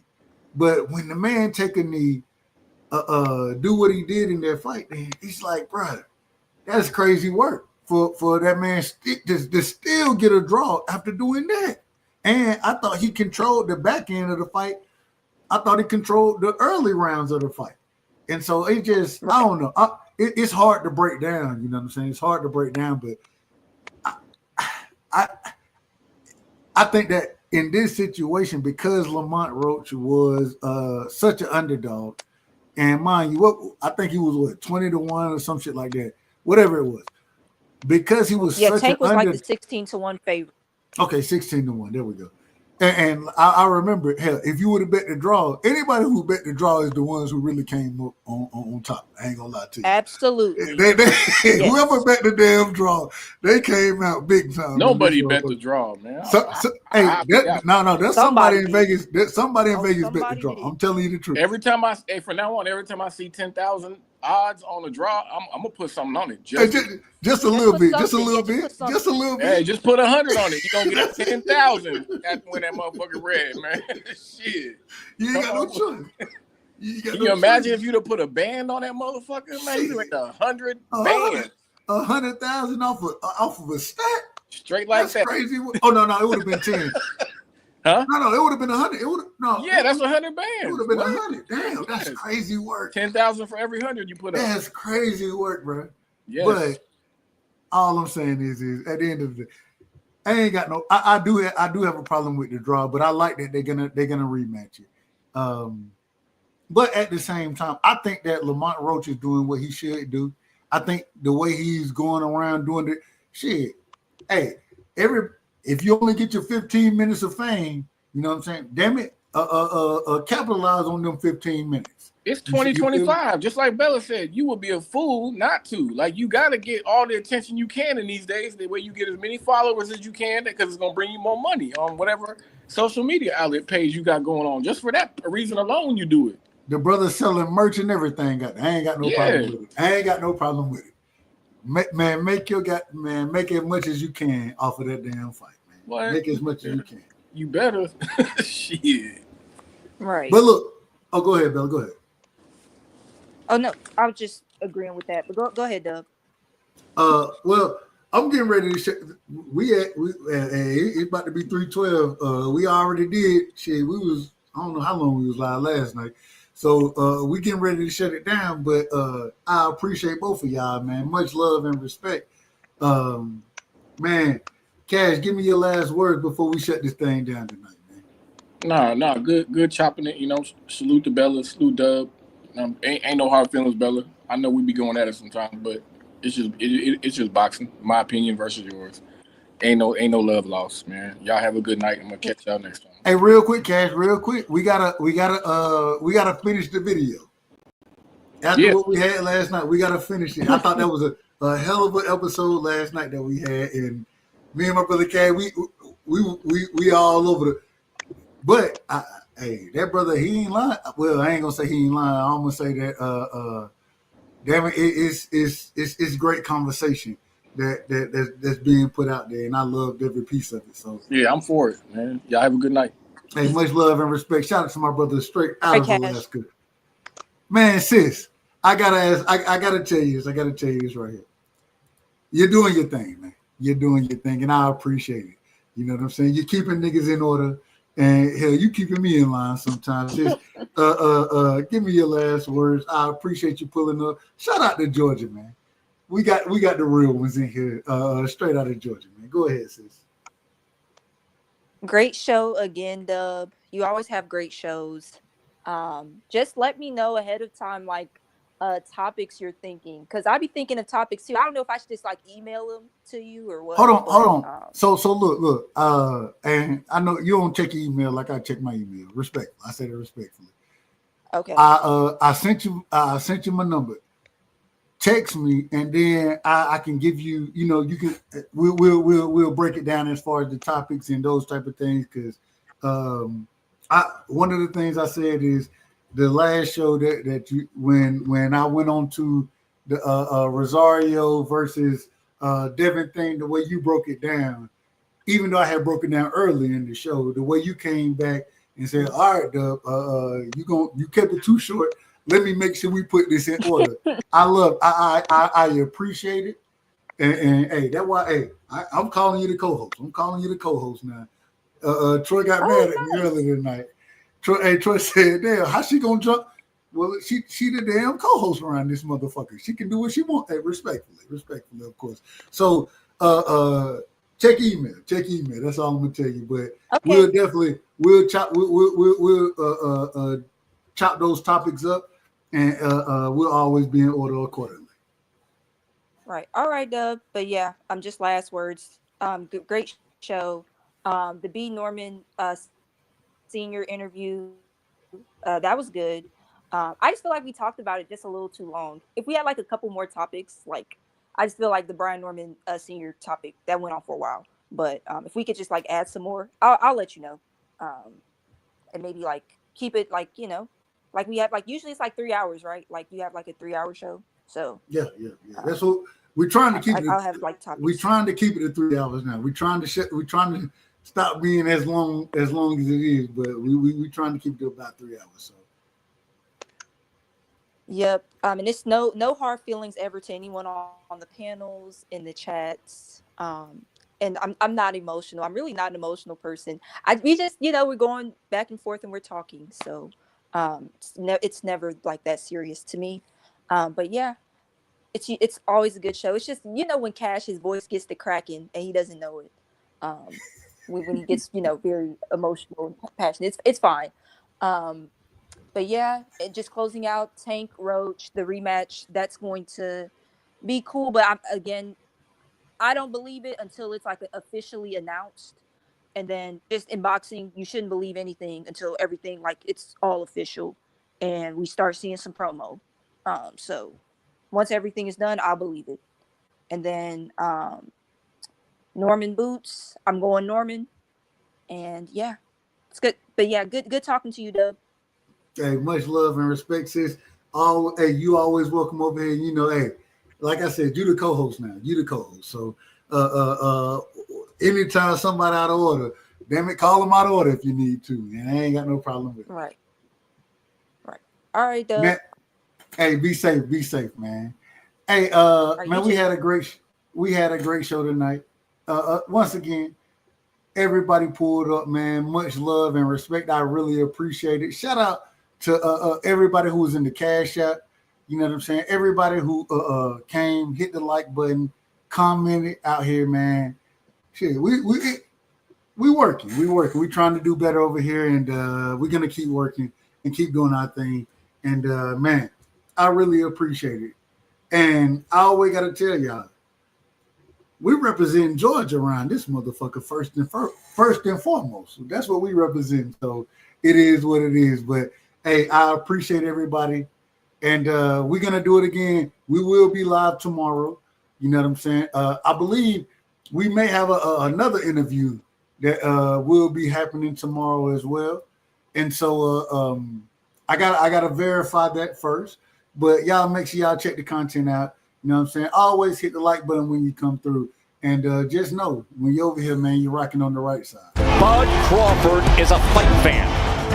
And he's a fight fan's fighter. The Ennis Express is a runaway train. Ain't no pressure when you built for this. Man down! Round one! The truth hurts! Ladies and gentlemen, presenting the undefeated super flyweight from San Antonio, Texas, Jesse Bam Rodriguez!